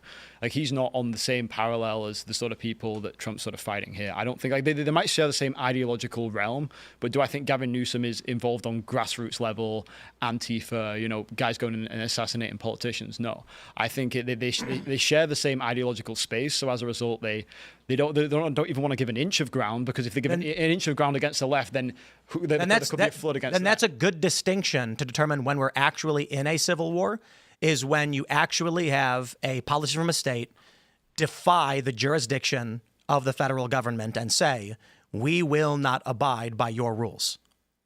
which I guess your argument is going to be with like the sanctuary city stuff. Well, I guess never mind. That's probably not a good distinction because that literally is what Yeah. all of them are doing. Yeah. So if it's not okay, I'm being completely honest question here. We have political assassinations. We've got California allowing far leftists to firebomb and attack federal law enforcement with impunity. In the Pacific Northwest, they do the same thing. Portland, local law enforcement isn't stopping these guys. They've let them do it for now 3 months. I think it's been going on in Portland. And the feds are trying to stop it. It's not to the point where Gavin Newsom says, go and arrest those federal agents, but Gavin Newsom just ordered federal agents to take their masks off. So the question then is we're looking at this gradient to try and figure out when it is technically a civil war, but I can say this. We are in a period of assassinations where the mainstream political faction of the left celebrates it, or they lie about it, or they defend it. The ideology that motivated the assassin is espoused on the floor of our own congressional house by the most famous Democrat, in my opinion, AOC. You can make arguments about any of the other Democrats, but they've largely waned. And as pertains to law enforcement, the California government is letting far leftists organize and firebomb federal facilities. California, Oregon, and Washington have been doing this for years. Newsom tried to commandeer control of the National Guard away from Donald Trump and has now ordered federal law enforcement to abide by his rules and take their masks off. Okay, so it's not a civil war. It's an insurrection, perhaps. There's a better terminology. It's a insurrectionary act against the Civil federal unrest. Unrest. Yeah. It's still going. You know, it's what we've been calling it civil unrest for. You know, What is a few months. what I'm asking, like, when does it become a heap of sand? If Gavin Newsom, he just came out and said, where they passed a law, right, mandating authority over federal law enforcement, which they don't have the authority to do, and they're threatening federal law enforcement with arrest. It's all about Trump's response, right? Trump would have, I imagine, I'm not as well versed in American politics as you guys, but he would have somewhat of a mandate to go, okay, well, this state is acting in rebellion of the union. I'm sure there's some sort of legal prerequisites where he could potentially justify federalizing it, whatever it may be. But I'm sure there's still a huge amount of legal frameworks to go through to try and resolve it before it gets to a point of actually there is no discussion. It's like, we're going to do this, we're going to do that, and we're at an impasse. Let's pull this up. We got the story from CNN. It's from a couple days ago. California bans most law enforcement officers from wearing masks during operations. California became the first state to ban most law enforcement officers, including federal immigration agents, from covering their faces while conducting official business under a bill that was signed Saturday by Governor Gavin Newsom and swiftly denounced by Trump administration officials. The ban is a direct response to recent immigration raids in L.A., where federal agents wore masks while making mass arrests. The raids prompted days of protests and led Trump to deploy National Guard troops and Marines. Okay, so here's the question. Law enforcement being dispatched to California is now being it is forbidden for them to wear masks while conducting federal law enforcement. Do you believe the government of California will enforce this law against federal law enforcement? I don't see that happening. I don't think they have. That's a big line to fucking. I don't think they have a big line to cross. They don't have a mechanism. I mean, like we saw in the 60s, something somewhat similar in the civil rights era where the feds cracked down on states for not playing ball, and then the federal government won. But that's vice versa.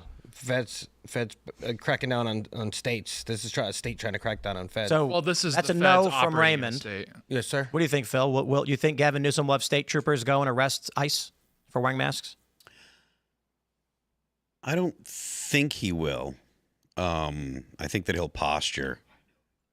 But I don't think that he'll actually dispatch.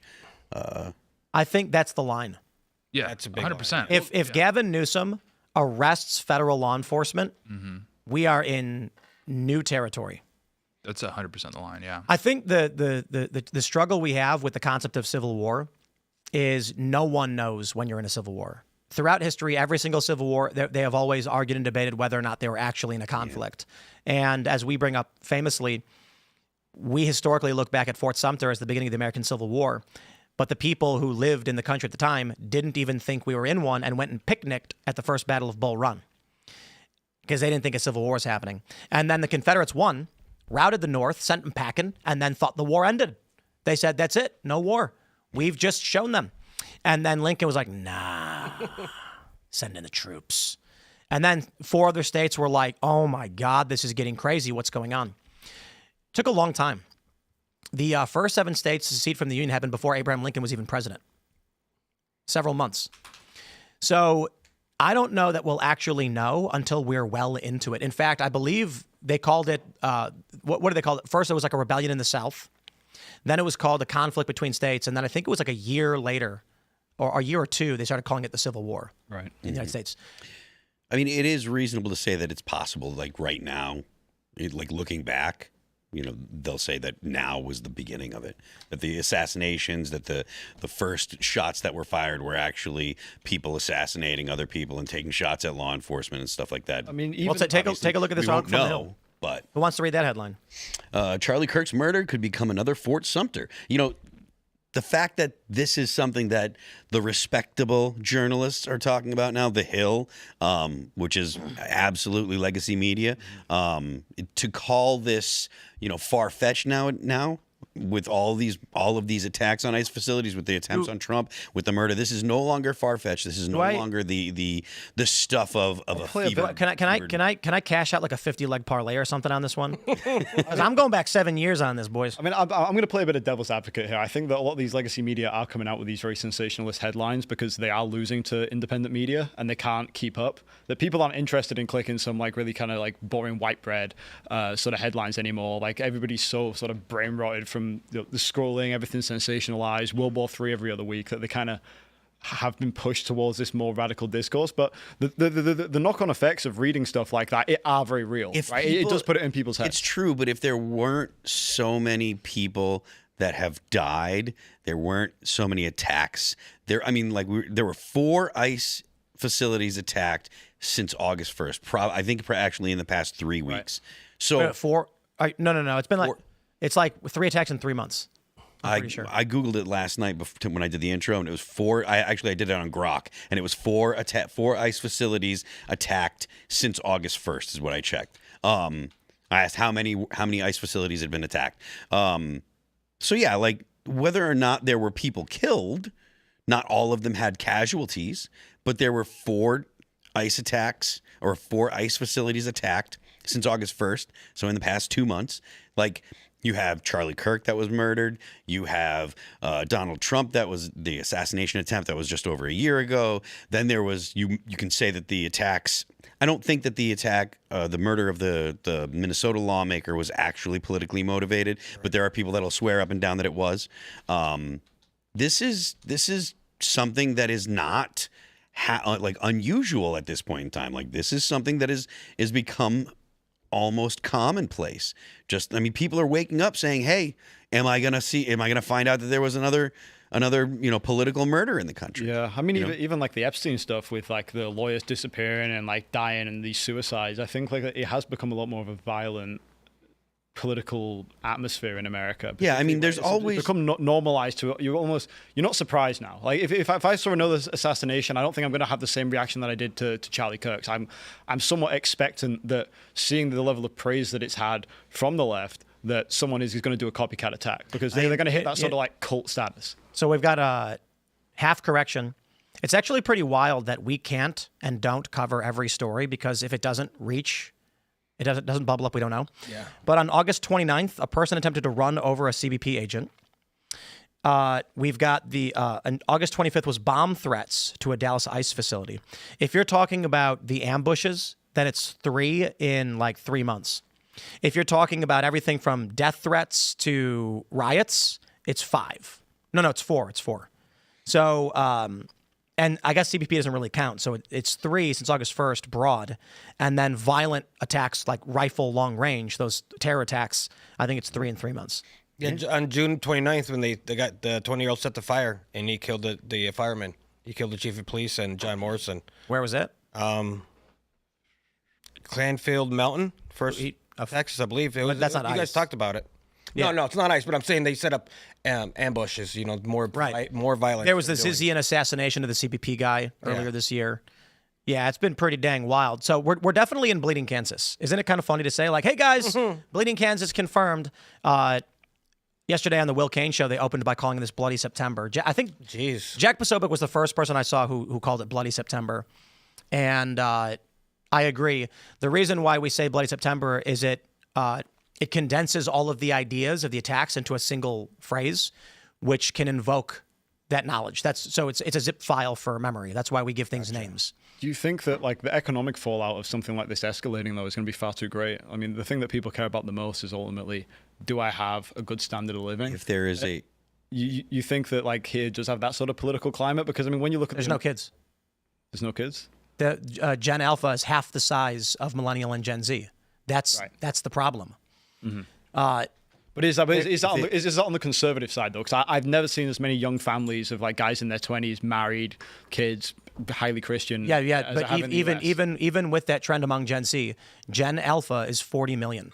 Estimates from 40 to 42 million. That is half the size of millennials. And Gen, I think they're calling it Gen Bravo because nobody likes beta. Is just starting now. Meaning, our economy is fried no matter what we do. When you and you now have a large cohort of young, single, childless men. On which side though? On both sides. Now it's less likely. I think a third of Gen Z men are leaning right, but either way, like Gen Z men largely are not having relationships and having kids. Look, I was supposed to have a kid in my 20s. That's human standard. That's what all humans have. But I turned, how old was I? 22 or 23 when the financial crisis happened. Yeah. So sleeping on couches, I didn't even realize at the time something was wrong. I lived with like 9 dudes, a bunch of college-age dudes in this massive loft where we all spent a couple $100 because it was cheap. And it was like 6 bedrooms, and I was in the pantry. Pantry was nice. It had a door to the kitchen and a door to the living room. Nice. And it was, I think, probably 6 by 8. No. It was probably 8 by 10. Not bad. It's a huge pantry. Oh, yeah. Walk in, 2 doors, put some curtains up. It was pretty cool. When we have parties, I would put shelves at the doors, and I'd sell booze. Yeah. But anyway, I was supposed to be working a job and having a family, but that was impossible. Yeah. And so even right now, Gen Z guys aren't doing this.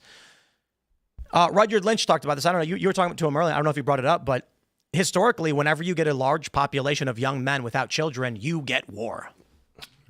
Yeah, that's true. And then AI is going to take away all their jobs here in 10 years, 5 years. They cooked. Yeah. We cooked. The one saving, we'll be alive. The one saving grace is that it's not a saving grace, it's actually a very sad thing, but young men's like hormones are completely nuked. So a lot of them don't even have the testosterone required to like sign up for like a full-blown civil war. You're just going to get insurgents from the left. That's all you're going to get. The right-wing guys are actually like healthy. The one thing that I'm really surprised that, well, the one thing that I think we should expect as things escalate would be like more bombings, because that was something that was really common in the 70s, in the early 70s, late 60s, the Weathermen and stuff. There were over 1,000 bombings between 1970 and 1972. Wow. And that's something that hasn't taken, you haven't seen a lot of, thankfully. But as tensions rise and you have people that aren't as suicidal looking to harm their political opponents, that's the kind of thing that I think we need to be concerned with as like the next level. If that does start becoming something that's common, then that I feel like that's the next escalation, or would be looked at as the next escalation. The reason we're not seeing it is there's 3 reasons. The first is it requires coordination to some degree. I know there's obviously lone wolves over the years, but it requires a degree of coordination with others. 2 is people are like not smart enough to assemble these. I mean, I know you can like follow directions online and stuff, but there's actually a lot of stories of people like blowing them up in their house. You can ask ChatGPT. I know that, but I'm saying people like are blowing themselves in houses. It's like if you look it up, it happens somewhat frequently. And then the third is that the government's actually done a pretty good job of making it difficult to collect the materials you would need to put together a bomb. Yeah, that's one thing that I think is a good point. The base materials to do this stuff, like the government is actually watching for people that purchase certain things in order or whatever. So might be why. The fourth would be, to your points, would be, and to Phil's point, that they are more suicidal, unfortunately, nowadays than they were back in the day. Back in the 60s or 70s, you were saying they probably had more reasons to live, but nowadays they're sitting in their house all by themselves in the bedrooms on 4chan, on Reddit, and So their mental health is way worse. It's a bit grim, but someone made an important. This is an important distinction. Is typically a shooter is planning on not making it out of the operation versus a bomber. They're planning to go on the run, and there's gonna be a manhunt to find them. So that's the kind of the distinction. Is you're dealing with a death cult, and ultimately they just want to get out of this world. They feel nothing inside. Versus a bomber, there's like an ideology. Like he thinks something's important enough to maybe try and do it again. It's like A. Bushnell you were talking about earlier today. He's gonna be remembered forever. I'm gonna light myself on fire. Nobody cares. It's an important point. It's the only thing on the left, the only thing they value from young white men is like martyrdom. It's like the only thing you can provide for the left if you're like a young white guy is like suicide for the cause. Versus the right, they're just like, yeah, we can use you here, we can use you here. Turning Point USA, we'll get you right in here. It's like clockwork. The left's like, you're gonna have to kill yourself, dude. It's the only way to contribute to the movement, and so that's primarily why it's so hard when they join. I'm compiling a list of politically motivated attacks 2025, and it's already the list that I've got is insane. Jeez. This is bleeding Kansas. The crazy thing is, as we were mentioning, like, did you guys even know that in Maine someone tried running over a CBP agent? Mm-hmm. In Chicago, an illegal immigrant tried running over one of the ICE guys, so he shot him and killed him. I think that happened in Florida like a day later. Mm-hmm. So all of these are happening on top of the political violence that's high level. Then you've got the low-level riot stuff that often doesn't break to national news. You've got the ongoing riots that are happening in Portland that they just started arresting these people. It's been sustained for some time. You had the ramming in New Orleans. Yep. Yes, that's right. That was on New Year's, right, or right around New Year's. Yeah, and we were going to go. January 1st. Oh, really? That's where we were planning. My wife and I were planning on going to New Orleans. Oof. And at the last minute, we changed our mind and didn't go. And then we saw the news, and we were like, we would literally be right there. And didn't that one young kid get run over by that old man up in Washington or something in an alleyway because he was a Republican? A couple years ago, I think it was Washington. Remember that? He got ran over for being not. I don't know if it was Washington, but there was a kid that got run over. Yeah. I think the distinction though is like as you were saying before, they're not organized. They seem to be emotional outbursts, which I mean I had myself in the UK where we were putting up the flags. And some guy, literally just some boomer, abandoned his car on the side of the road, came running over and tried pushing us off a ladder that was like, two almost 3 stories high. Luckily, we spotted him and we were able to bail to the right, which was a grass verge, rather than the left, which was a main road. But if he'd have come up from behind, what was his plan? He was going to knock us off. If we hit our head on the road, one of us could have died. He wasn't thinking. It was an irrational, emotional moment. I almost felt sorry for the guy because he got himself so wound up. He's so like stuck in his head and sort of enthralled by this ideology that he feels like it's worth to just like kind of crash out and break that mundaneness of his life up. Mm-hmm. Like they do see themselves as these revolutionaries, particularly that sort of like boomer generation, which I saw the guy who tried assassinating Trump. I think he was actually, did he get indicted or like charged? Roth, the Roth, he got 4 counts or something like that. It's like they grew up in like the 70s where like, they were the counterculture, that hippie culture. Yeah. They believed the world was going to be John Lennon's Imagine. Yeah. And it's just like, well, reality check, that it doesn't work. The world's never going to be like that, but in their head there's still this like they're sticking it to the man, where actually like the counterculture is coming from the right, particularly in Europe, and it kind of has happened and now it's become the mainstream. Again, going back to my previous point, it's not sad organized. It's it's just like it is. Yeah, it is this lone wolf like sad attacks of people who are probably pretty depraved individuals who actually just need help. Yeah, but how do you get help to those people? Because they sit and they fester and it's all online. They need help, but they have to be nihilism, which is petrifying. They need help, but they have to be open to help. They don't believe they need help. That's the problem. They're not open to being helped. So if someone's not going to look, you can lead a horse to water, but you can't make them drink, right? You can tell people, look, this will actually make you feel better. These are positive steps that you can do to not feel hopeless, to not feel like there's no meaning in life. But that doesn't mean they're going to do it. It doesn't mean they're going to take the steps that you're recommending, and it's likely that they're going to be hostile to you for recommending it. Well, I'm saying like the left is already fairly organized, but they're not organized in a violent way, as far as we know right now. Unless, we'll see what comes of this Charlie Kirk case. Perhaps it was. I know we saw people who allegedly had foreknowledge. Perhaps it was. Perhaps it wasn't. We'll see. That would be, if it is organized, that would kind of change the game a little bit. So this is the list that GPT gave me: the New Orleans ISIS attack, the Coventry, Vermont CBP agent killed by Zizians. In May, a Jewish museum shooting from a pro-Palestine motive. June 14th, the coordinated shooting of Democratic state legislators.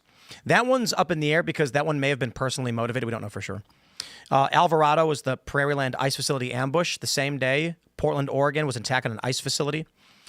July 28th in New York, Midtown Manhattan mass shooting at 3:54. Was that really? When was that?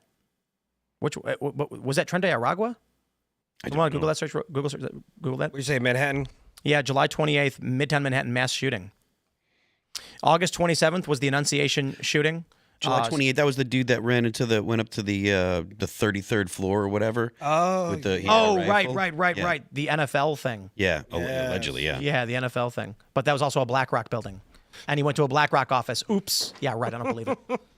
August 27th was Annunciation. Orem, Utah, September 10th. That's Charlie Kirk. September 15th, political canvasser was stabbed. Whoa, I didn't know that. September 19th was the ABC station. Whoa, really? I didn't know about the September 15th attack. And they're still missing a whole bunch. How many of those, out of curiosity, included more than one perpetrator, though? I don't know. The challenging thing is one of the attacks on an ICE facility was like 5 people. It was it was Black Rock office that was attacked, right? I forgot about that one. That was in Midtown New York, yeah. Right. And they said it was the NFL, but he was in the Black Rock office, and they're like, he meant to go to the NFL, I swear. I'm like, I don't know that I believe that.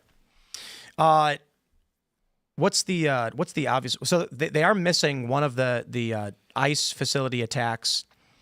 Was this Cybertruck thing as well? That wasn't too. Oh yeah, they're forgetting all the Tesla stuff. Where's all the Tesla stuff?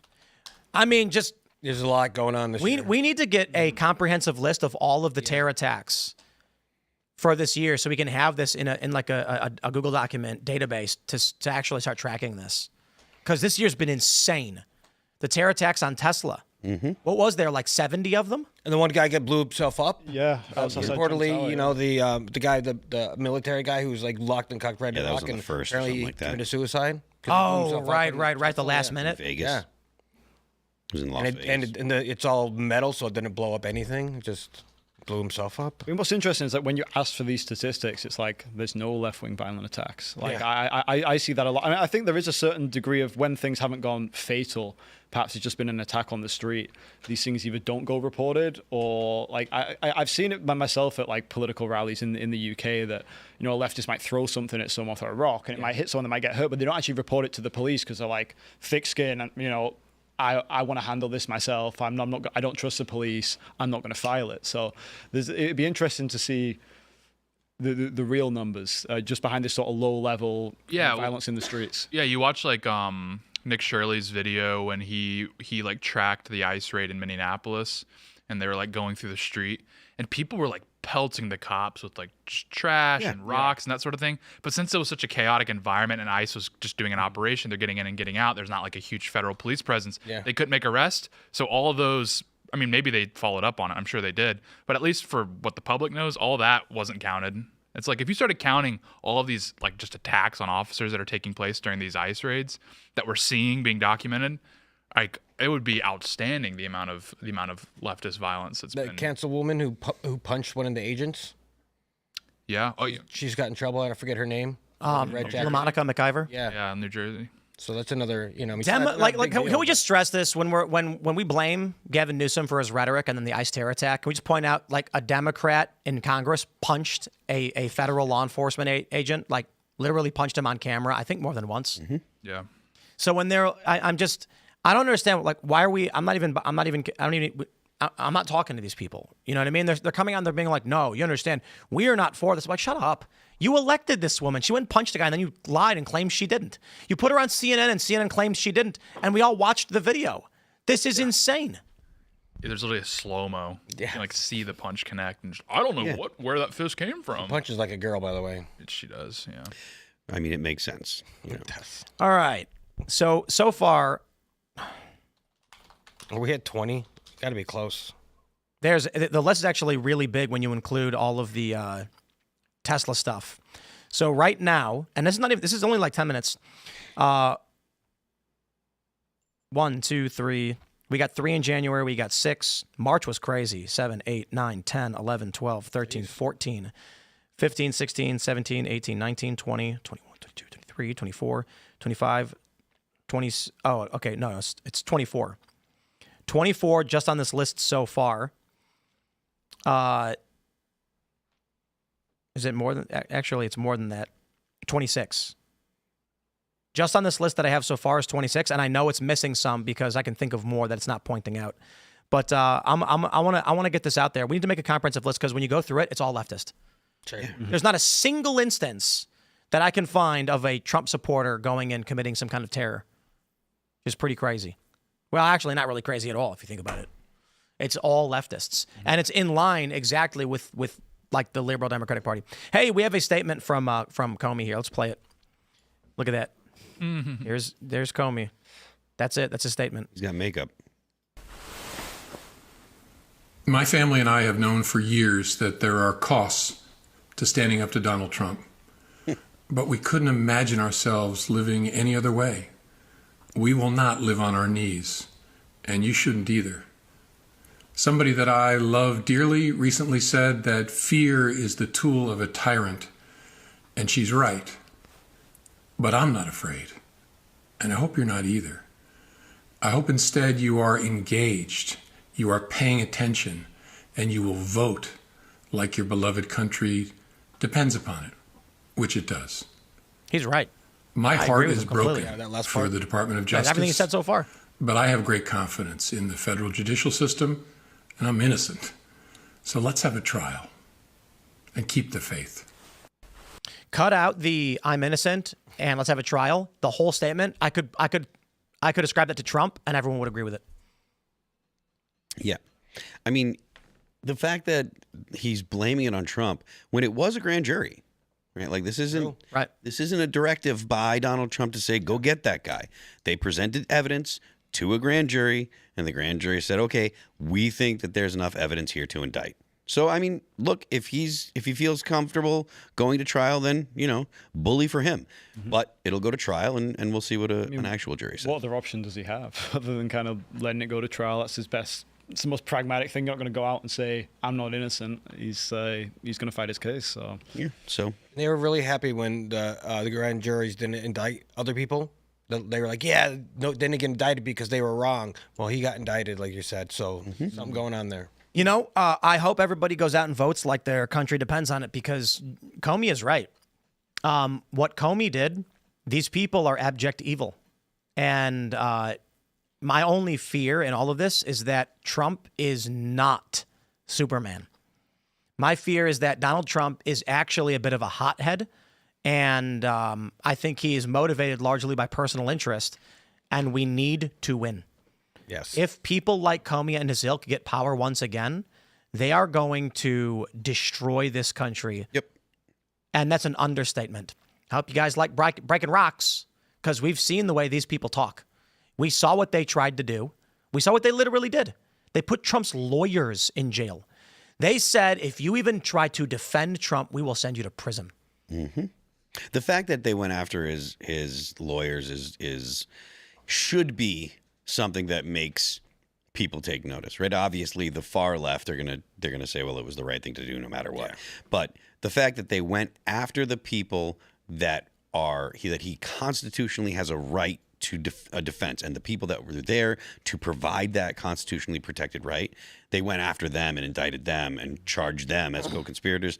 That's beyond the pale. So I mean, and if they're willing to do that to Trump in a very public-facing way, imagine what would go on behind closed doors, right? Like we see it in the UK, these cases, which they're not high-profile people. They're just, guys on the ground, individual activists being pressured into a guilty plea of stuff they didn't do. And that their lives are ruined, and they're kept in awful conditions. Sometimes kept in solitary because general population is so hostile towards them. We've got a huge problem with Islamic gangs in the prisons in the UK, and if they find out you're a far right racist or whatever they want to call you, they will kill you. You're not just going to a normal prison; you're in solitary. And that could be a reality here, where it is with J6ers especially. Yeah. All right, everybody, we're going to go to your chats and Rumble rants, so smash the like button. Share the show if you do like it. Thank you so much. When you guys share, it really does help. If everybody who watched this show right now shared it on social media, we'd be bigger than Jimmy Kimmel. Actually, we largely are bigger than Jimmy Kimmel, but to be fair, he does get big hits on YouTube. His Trump monologues get like 1 million to 2 million sometimes. But it is what it is. So rumble.com/Timcast IRL for the uncensored portion. But for now, we're going to grab your chats. Hey, before you jump to that, there's USA Today about an hour ago was reporting that NORAD scrambled fighters to intercept Russian planes off of Alaska. That happened yesterday too. Yeah. I thought that was an echo. No, what do they call that in Minority Report? Yeah, I forget what it's called, but yeah, it might have been an echo. But yeah, so they're there's all this talk about the I think it's whatever, all of the top generals and their staff coming to Quantico next on the 30th. And there's also talk of conflict with Russia. Russia's foreign minister Lavrov, I think it's foreign minister Lavrov is his name, but he was saying that NATO and the United States are already in a war with Russia. But he says that like every 3 months. It's true. It's true. But this is more just raising the tensions. Oh, the pizza index is through the roof. Yeah, they're Hegseth has called in a meeting of like all military personnel, like, let's go, baby. Do you think all right, let's. So maybe the stuff that's going on in the U.S. won't matter. Maybe we'll have bigger fish to fry. All right. We got this from P.S. Oopie. Says DJT needs to do an address over all this violence and division. He needs to come out and just call this what it is. He needs to open, transparent, and make it clear that now is a time for choosing. The left is doing all the violence this whole year. And when Trump comes out and says that the left is doing violence, they go, how could you accuse us? You're so divisive. It's like, well, because you guys are shooting people. Yeah. Yeah, and he's been good on the issue, like better than the entire GOP, quite frankly, on the issue. Every time he's had to speak on, he specifically addresses leftist violence. Meanwhile, just find a soundbite from your senator, your congressman. They usually dance around at the political violence. Get out there and get in people's faces. Would it be beneficial to America if he came out and said, "Yo, let's just relax, let's chill out a little bit, everyone"? No, because Trump said the right is already chilling and relaxing. The left's killing. The right is literally going to Trump, being like, "Please, Trump, just enforce the law." And then they were like, "Best we can do is a commemorative coin." When I was at the that's I'm sorry. That's a bad joke, by the way, because Trump's got these executive orders where he's saying go after Antifa, and I do like the idea of putting Charlie Kirk on a silver dollar. So. That'd be sweet. Yeah, but I mean, like when I was at the Charlie Kirk Memorial on Sunday, speaking to people, all the speeches were like, "We didn't burn down anything. Look at the way we responded. We responded in peace." It's like great, and then people were expecting Trump to come out with something hard hitting, and he really didn't. But already, when I was speaking to people before, I'm like, "Do you think Trump's going to come out with anything?" They're like, "No." So they're already demoralized in that sense, and they don't think JD Vance is even going to. And these are the diehard people. These are the people who are going to come to the events. People flew from all over America to come here. Some of them are pretty big donors, and even they're like, he's not doing enough. Trump had a Gettysburg opportunity. Yeah, he could have come out and said something very much like, 250 years ago or whatever. Several men fought against tyranny to birth this great nation, blah, blah, blah. And then he could have said a young man was, but he kind of just went off the cuff and did his Trump thing. It's like talking about autism, Tylenol. Well, I mean, it's like we're talking about, we're discussing Civil War, all this sort of thing. It's like the margin is actually kind of thin for Trump speechwriters. Like he has to actually be somewhat incisive with what he says because, there's a lot of ride or dies. So. Fins Up says, it's not rumors. I'm pretty certain he publicly announced he's going to have the DOJ look into Soros. I do not trust Bondi at all, though. She seems easily bought or she's just noticeably dumb. I don't know. Maybe that's why Trump likes her, because he bought her and she's dumb. So he's like, do it. And she goes, okay. I don't think so, though. I think they know what she's doing. Mike Davis actually was tweeting about that. He's like, she's got more balls than all of the guys in D.C. combined. And Mike Davis is, I feel like he's a pretty straight shooter. And like at the end of the day, this is just an upgrade because they listened to Trump. We knew around here. We remember the first term how that went. It's like, hey, these people listen to Trump, and then do you really want to go through another nomination process just to get someone that's going to be just as effective or whatever you think should happen? Leatherhead says, did anyone else see Alex Jones's channel is already deleted in YouTube? Yeah. Indeed, as well as Nick Fuentes's. And then YouTube issued a statement saying, wait, we said we were going to unban people, but not yet. And so what are they waiting? I think they're actually lying and sent that letter to Jim Jordan just so that he would shut up, and he posts it and they're like, oops. All right. St. Miles says Trump will have set the precedent to go after Democrats should they ever come into power. Yep. Yeah, that makes a good point. Mm-hmm. All right. Fins Up says the difference is you have money to protect yourself and your family. ICE agents don't have that same luxury. Off the clock, they're on their own. On the clock, their family isn't safe. That's a great point. How much money do you want in exchange for someone threatening to murder your wife and child and hunt you down and flay you alive? How much money? You give me that number. I will give it to you and I will quit right now. You let me know, and then we can have you guys like this is insane. The idea that there's any amount of money that anyone would accept to take these death threats is just I you know what? Maybe y'all are right, because it seems to be the general opinion that everybody has. The money is worth it to have to live in a box. They've been saying this stupid argument for years, and it makes zero sense. Max says, Tim, you're wrong. These guys aren't like you. They can't afford 24/7 security like you can to protect their family. Again. Okay. My 24/7 security is myself. Let's try this. I will give someone $1 million. We'll make it a game show. And then we have the entirety of the left. There will be, 3,000 people online in any given day saying they're coming for you to kill you and posting your address, going on shows, lying about you. And your goal is to figure out how to use that. Oh, guess what? All that money, it's going towards your security. Your movement is restricted. You can't travel. You can't go to funerals. But it's okay because, you have the money, I guess. Was the money worth it? I'm pretty sure that if you go to the average person and say, we're going to give you $1 million, but you'll be hunted down and everyone will be trying to kill you, they're probably going to be like, no, I don't know that I want that. I don't know. Some people might say yes and then immediately be like, the sword of Damocles was too great and I regret my decision.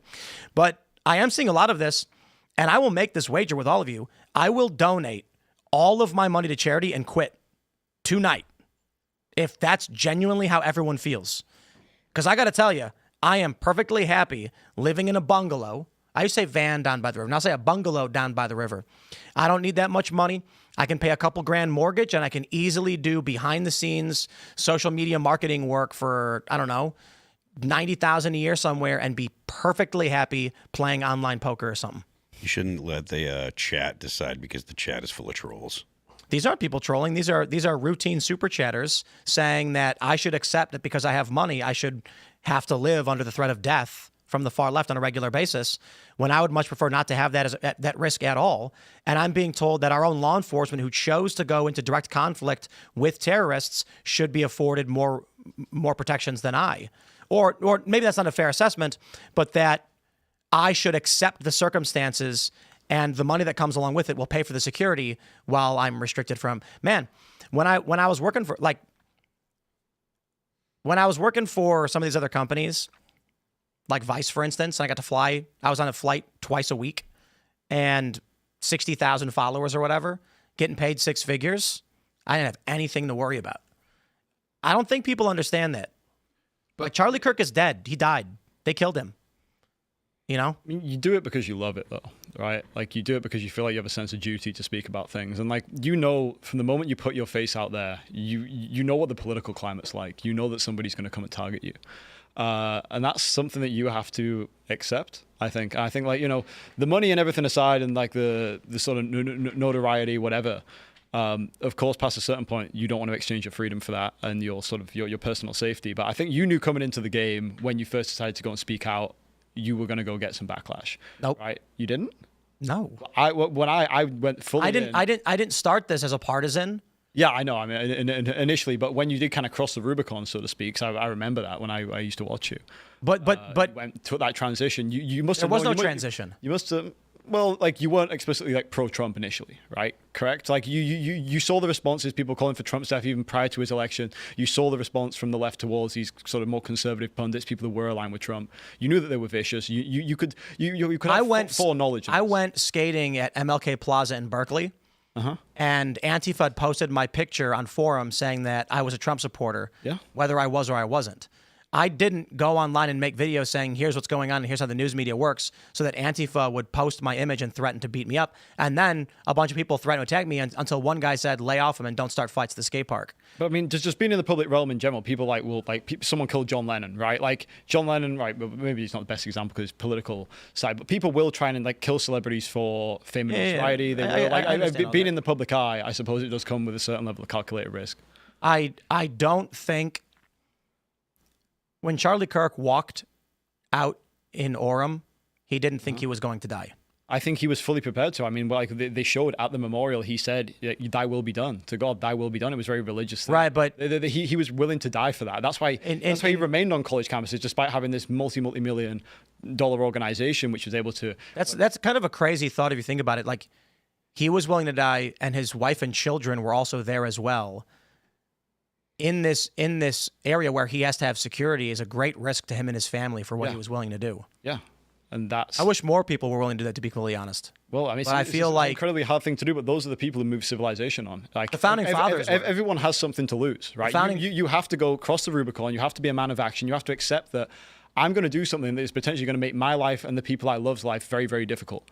But my love for my country, my love for my cause is far exceeds that. I think that's a position that like the founding fathers. Yeah, very similar. United States. Who most of them were very young men. Actually, I think the average age of founding father was 22 or something like that. No. It was 30. Signed the Declaration of Independence. Yeah, it was like late 20s, early 30s. Yeah. But Ben Franklin was a little older, and then there were some younger guys. Madison was like 18 or something. But there were some of the founding fathers. Their children were captured. One guy's wife was taken from him. One guy's kid betrayed the family and to serve the crown. And there are men in this country who know that they will step into the fray, and this will put not only their lives at risk, but their blood, treasure, honor, and family. And that's what the founding fathers were willing to do. I wish we had more men like that in this country. I think it's a very Christian thing. It's a very Christian thing of being able to, you're willing to die, and this is the whole death to the world thing. It's easier said than done. But you don't do things that will increase your risk of death.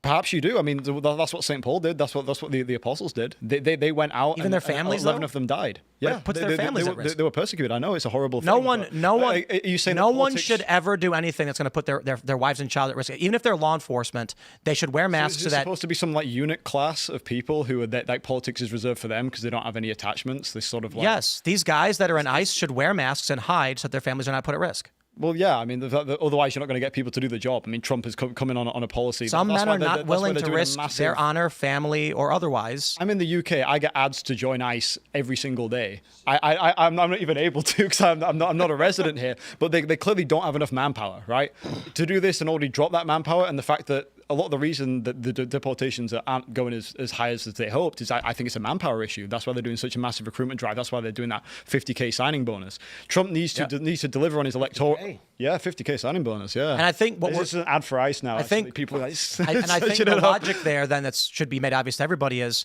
we do not have men of action in this country. The reason why we need masks for ICE is because these men actually don't want to do the job.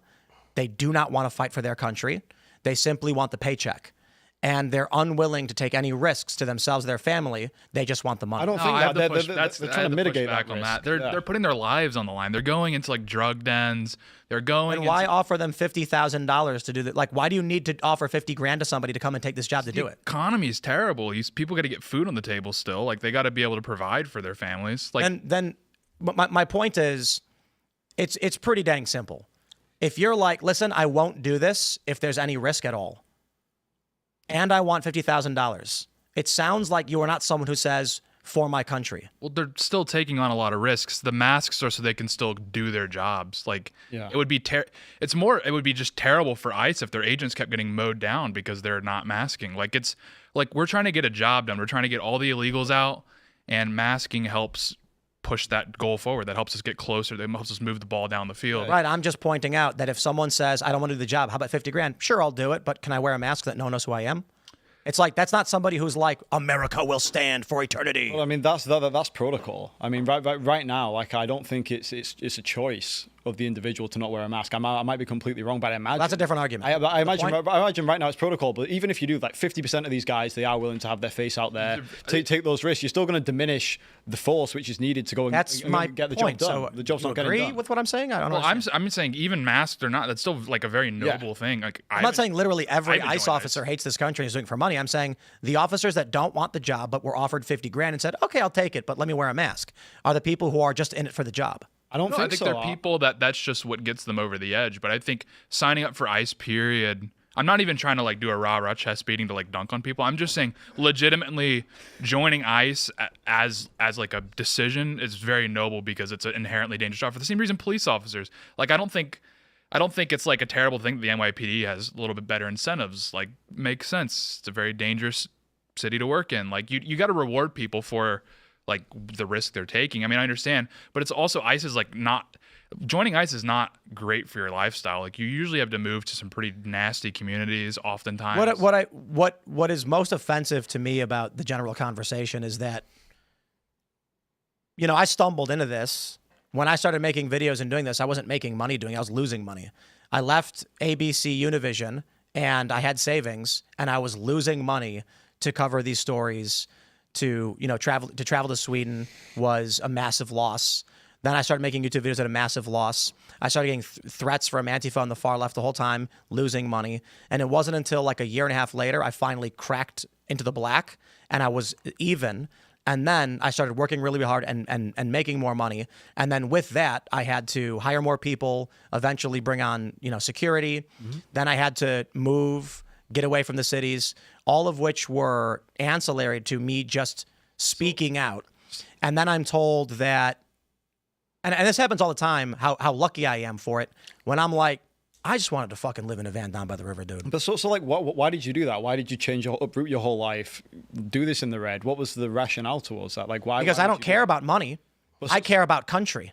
Okay, so you put the country before the money, but did you not also consider like... And other people won't, and I'm told I should have to while other people don't. I ask for a few good men to stand up, wave the flag, and say, I will die for my country, and then I'm told, no, Tim, you're wrong. Other people shouldn't have to do that. No one should take a risk. They should do a job and get paid $50,000 to do it. And I'm like, okay, maybe I shouldn't do this. They're not pundits. They're just guys with a very simple job, which is I think the risk to them is substantially less in the broad sense.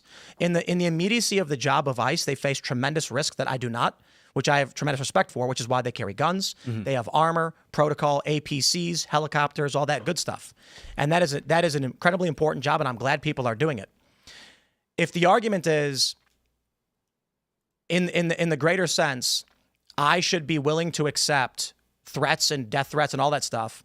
My simple statement was, maybe I shouldn't do this. I'll make an AI channel with a VTuber. But I mean, so like these ICE guys are still part of that risk is they get doxxed, right? They're wearing masks on the job, but there is still a risk that, you know, someone speaks to somebody else, he's an ICE officer, and his doc still gets out there. That risk is still there. Wearing that mask is just risk mitigation. The same way that if you have security, that's risk mitigation. Which is right? Completely they're still putting themselves out there. Completely agreed. Point taken. And my point is, like me, Benny, Ruben, we should all ICE our channels, make new ones. That's what you want to do. Then okay, let me finish. ICE our channels, make AI personas, masked, no names, that can share these messages. The message is successful and will reach a broader audience, but then no one will know who we are and we'll be safe. If that's what you wanted to do, I'm sure you could do that today. Charlie Kirk would be alive, right? He would. Would he have the same impact? Would he have reached as many people? No. Of course not. People buy ideas from people. People want to want that parasocial relationship of, you know, going and watching your show, feeling like they know you, like kind of growing that thought process with you, consuming the news at the same time as you. That's a human interaction. Like AI and faceless content can't replace that. These guys aren't successful to be able to. I don't think there is a personality that got into this I don't think there's a personality on the right that got into this business hoping to form parasocial relationships with people so that people would like them and follow them. No, of course not. That's not the intended effect. On the left, I think that's basically all of it. But I mean, like you see, when you were trying to get into the black, as you were discussing earlier, you obviously needed to work harder. What did working harder consist of? I imagine it was putting out more content, putting higher quality content out, and also sort of building your persona as an online figure, putting out more tweets, putting out more content. Because that parasocial relationship that you create then leads to success, right? Whether you're aware of that or not, like that is the reality, right? People know Tim Pool, right? They want to hear your opinion on things. They value you as an individual. I understand that. Well, I'm not saying like you wanted that parasocial relationship from an egotistical point of view. I am no Charlie Kirk. I am no Donald Trump. I am no J.D. Vance. I don't want to be in charge. I don't want to be a leader. I don't want to run for office. I don't want to have an organization backing me with tons of people. I just have ideas, and I wanted to talk about what I see. And largely, I wanted to complain about how the media lies to everybody all the time and correct that. And that's what I wanted to do. Mm-hmm. And it is getting increasingly dangerous. And I think that may be a principal component why I probably get more death threats than most other people, is that I pull up the sources on every story, we break it down, and then explain why this is fake from the mainstream media. With no disrespect to the conservative side, they're largely just proselytizing conservative values, which is very effective and good for their side. And I'm not saying that disrespectfully. But as a threat to the left, it is much less threatening when a man in a suit says, you know, Christ is king, here's why. And they say, that's not going to sway any of our people. But when an urban liberal from Chicago, say, here's the Wall Street Journal and the Hollywood Reporter proving the FCC did not play a principal role in taking down Jimmy Kimmel, and the narrative from the left is fake, they go, he's fucking our shit up, so kill him. And then so, you know, I am wholly jealous to seeing how many people got to go to Charlie's memorial, and I'm like, I can't. Why not? Because the death threats. There were like so many high-profile people there. That security. Yes, some of them was had Secret insane. Service level security and were backstage. I was not afforded that privilege. You could have gone to the floor at least. Like there was like security all over there. I did not have. Carl Rittenhouse. I did not have. I have a security team. I have a security team that did an assessment and determined that the threats were legit and too serious for me to go to Phoenix. Okay. Well, there were guys on the floor who didn't have like any. Carl Rittenhouse was walking about on his That's own, amazing. right? What's your security experience? Well, I used to work in the security industry. You're former military and intelligence, and you've got a team of like 300 people who have done it. I used to work with a company which did CPO tests. There would have been a risk assessment. If that's the risk, and the risk assessment was that you can't go in, then fair enough. We recommend against travel. Because certainly the event is secure, but we can't secure the city. So we can confine you to your hotel. That's the smartest and best way to do it. Yeah. And I said, that sounds miserable. And they were like, you still have the threat risks from transport to and from. We're going to bring food to your hotel. We're going to check that for you. It'll all be. And I'm like, this is crazy. I don't want. Yeah, but what I'm saying, like that you would have been able to, but it wouldn't have been a nice like holiday. You wouldn't have been able to go out and go to a bar and go have a drink. Like I completely get that. But and it's like $30,000 to do. Yeah. That's I can't afford which is abhorrent, right? That's the reality that we live in America and in the West in general now, and it's a very sad thing. But it shouldn't deter you. And Kyle, do you have $30,000 for me to hire security so I can do shit like that? No, but I feel like if you have the resources to do it and you feel like it matters, well, that's kind of. I mean, it's a personal judgment call, I guess, at that point. It's not. When we went to Des Moines, we were there with Vivek and I think Candace. That cost $50,000-$60,000 in security. Oh, okay. We got swatted 15 times, and I think people don't realize this. It never stopped. Yeah. We just have security now. Yeah. We've got a security perimeter. We have armed guards. We have other security that I don't discuss. We're getting robot dogs. I heard that was in the works. I'm excited. Yeah. I mean, I'm not trying to downplay the threat to your life, but I'm saying that if you kind of let them confine you to your spot, I feel maybe it's just kind of my defiance, and I don't have a family in the way that you do, that they win. If you stop going to places, they win. They're getting what they want, that threat level that's stopping you from meeting people, being on the ground. No, what they want is for him to stop talking. Yeah. So, yes. him continuing to do the show is making sure that they don't win. Yeah. But at the same time, they don't want you to continue to be out mingling with people where you could get further organized. There could be other I disagree. Other relationships you could. I think they want me to, because that's where they can kill me. He gets the most off of online through YouTube and Rumble. Just like that's his furthest reaches. I don't think I get the most votes of everybody. Obviously, Trump is. No, I'm just saying more Well, than actually, you do maybe on, not, 'cause on the people corner get of a arrested. street on Charlestown on a soapbox. You get more influence here than you do. There's a reason why I mostly just hang out at casinos. And people are always like, I know not everybody, but people are like, oh, Tim's talking about going to the casino. Yeah, it's because I don't die there. Yeah. It's because pretty much the only place that I can sit down and mind my own business is a casino. Because they all know me. When you're a high profile individual, you walk into any casino, security immediately flags you, and they got cameras everywhere. So when I go to a casino, I can walk around without security and not have to worry about it. But when I go out in the street, you just don't know. I mean, the incidents that people knew about, we had that year where we were swatted 15 notable times. That wasn't the total amount that we actually had to deal with it. People think that means cops are kicking in our door every time. It doesn't. It meant that the cops were doing sweeps basically all the time. One credible threat resulted in us evacuating the studio for 3 hours. And everyone remembered it was Chaircast, and it was 40,000 people watching an empty room. And then at one point, you see the little dog walk in, and they did the bomb sweep.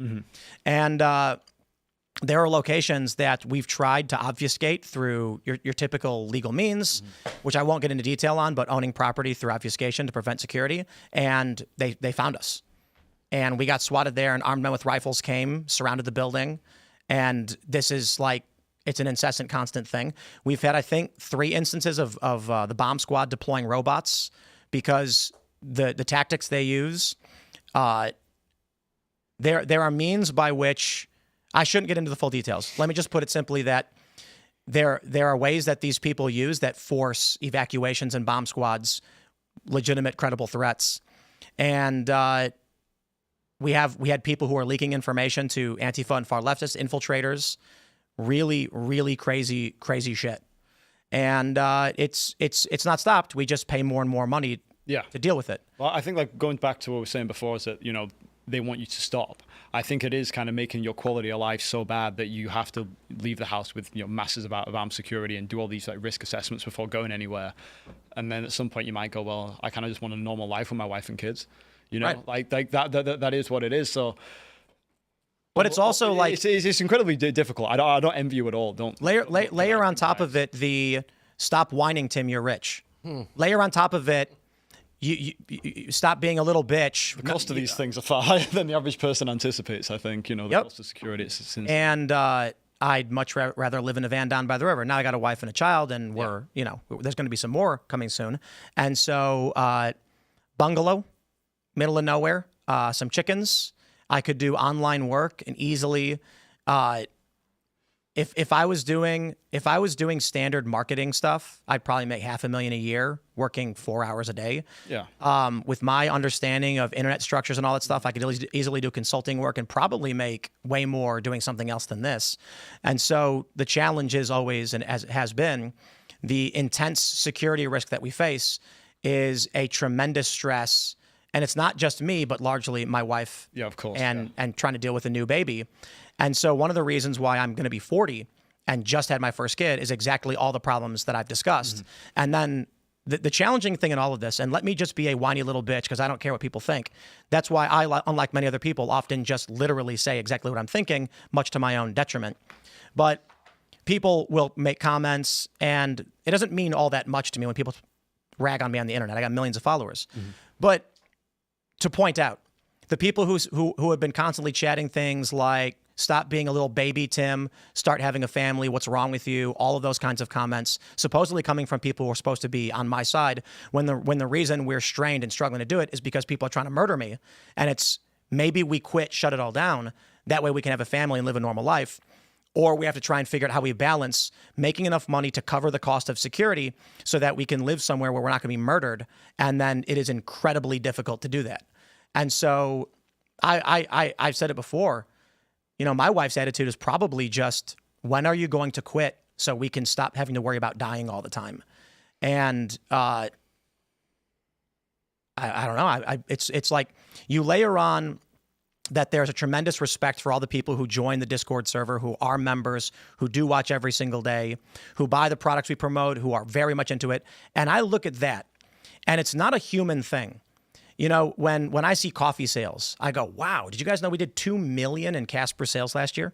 That's not profit. That's total sales. No. Still really good. And then I'm like, people really believe in us and care about what we do. And that number it means a lot. But it is just a number. It's not an individual saying, we respect you and we appreciate what you do. I do get those as well. Don't get me wrong. So largely what we have in terms of encouragement is knowing that when people believe in us, they watch our shows, they buy our products, they're saying, keep doing what you're doing, don't give up. And that tremendously outweighs the negativity. But the negativity is there, the stop being a pussy bitch, Tim, what do you have to worry about, you're rich, and coming from like accounts that I know and, insulting me and like not having a kid soon enough, and me trying. I would argue that most of the PR advice that I get from people is to pretend, fake it, and shut up. And that's why when you watch any other show, they never talk like I'm talking now. Yeah. No one will say this stuff. You're the only person who does. Yep. And it's bad for me, I guess, because what works business-wise in media, there's a couple big strategies. One, it's be fake. Make a plastic persona that exists on camera, and then be completely different off camera. Whoever you are on camera is not who you are behind. Once you're off, you go, you hide. And I'm like, well, I don't know. I don't really do that. The other thing is who you are doesn't matter. Say whatever you have to say to get clicks. And that's principally the left. That's what they do. There are a few people on the right who have been going real ham at it lately, especially with the Charlie Kirk conspiracies. The views they're getting are massive. But, long story short, I get emotional when people are like, you should experience the death threats and the risk to your family, which is 1,000 times greater than the average person, even in law enforcement. And I'm like, I respect what law enforcement does tremendously. I understand the threats against them. But I just wish more people were willing to be like, I will not be threatened in that way. But anyway, we're going to go to the uncensored portion of the show. So smash the like button. Share the show with everyone you know. You can follow me on X and Instagram at Timcast. Join us at timcast.com by going to timcast.com and clicking join us. And that Rumble-only premium call-in show is going to be at rumble.com/Timcast IRL. Joseph, do you want to shout anything out? Yeah, if we can just shout out our Twitter, we're Flag Force UK. That's our organization. We've been putting up flags across the country. Might get into that a little bit later on. And my personal Twitter is JW Moulton. That's MOULTON GC on X as well. So Right on. You can follow me on X and Instagram at Real Tate Brown, and go to the Culture War channel and see my interview with Rudyard Lynch. It was all about Civil War, ? It's fantastic. Go check it out. It's always good seeing Rudyard. I always enjoy him when he's on the show. Patriot. Yes. Guys, my name is Raymond G. Stanley Jr. You can find me on X at Raymond G. Stanley. Find me anywhere in the world. God bless America. God bless our troops. God bless ICE agents. Phil? I am Phil That Remains on Twix. The band is All That Remains. You can follow the band on Apple Music, Amazon Music, Pandora, Spotify, and Deezer. Don't forget the left lane is for crime. We will see you all at rumble.com/TimcastIRL in about 30 seconds. Thanks for hanging out.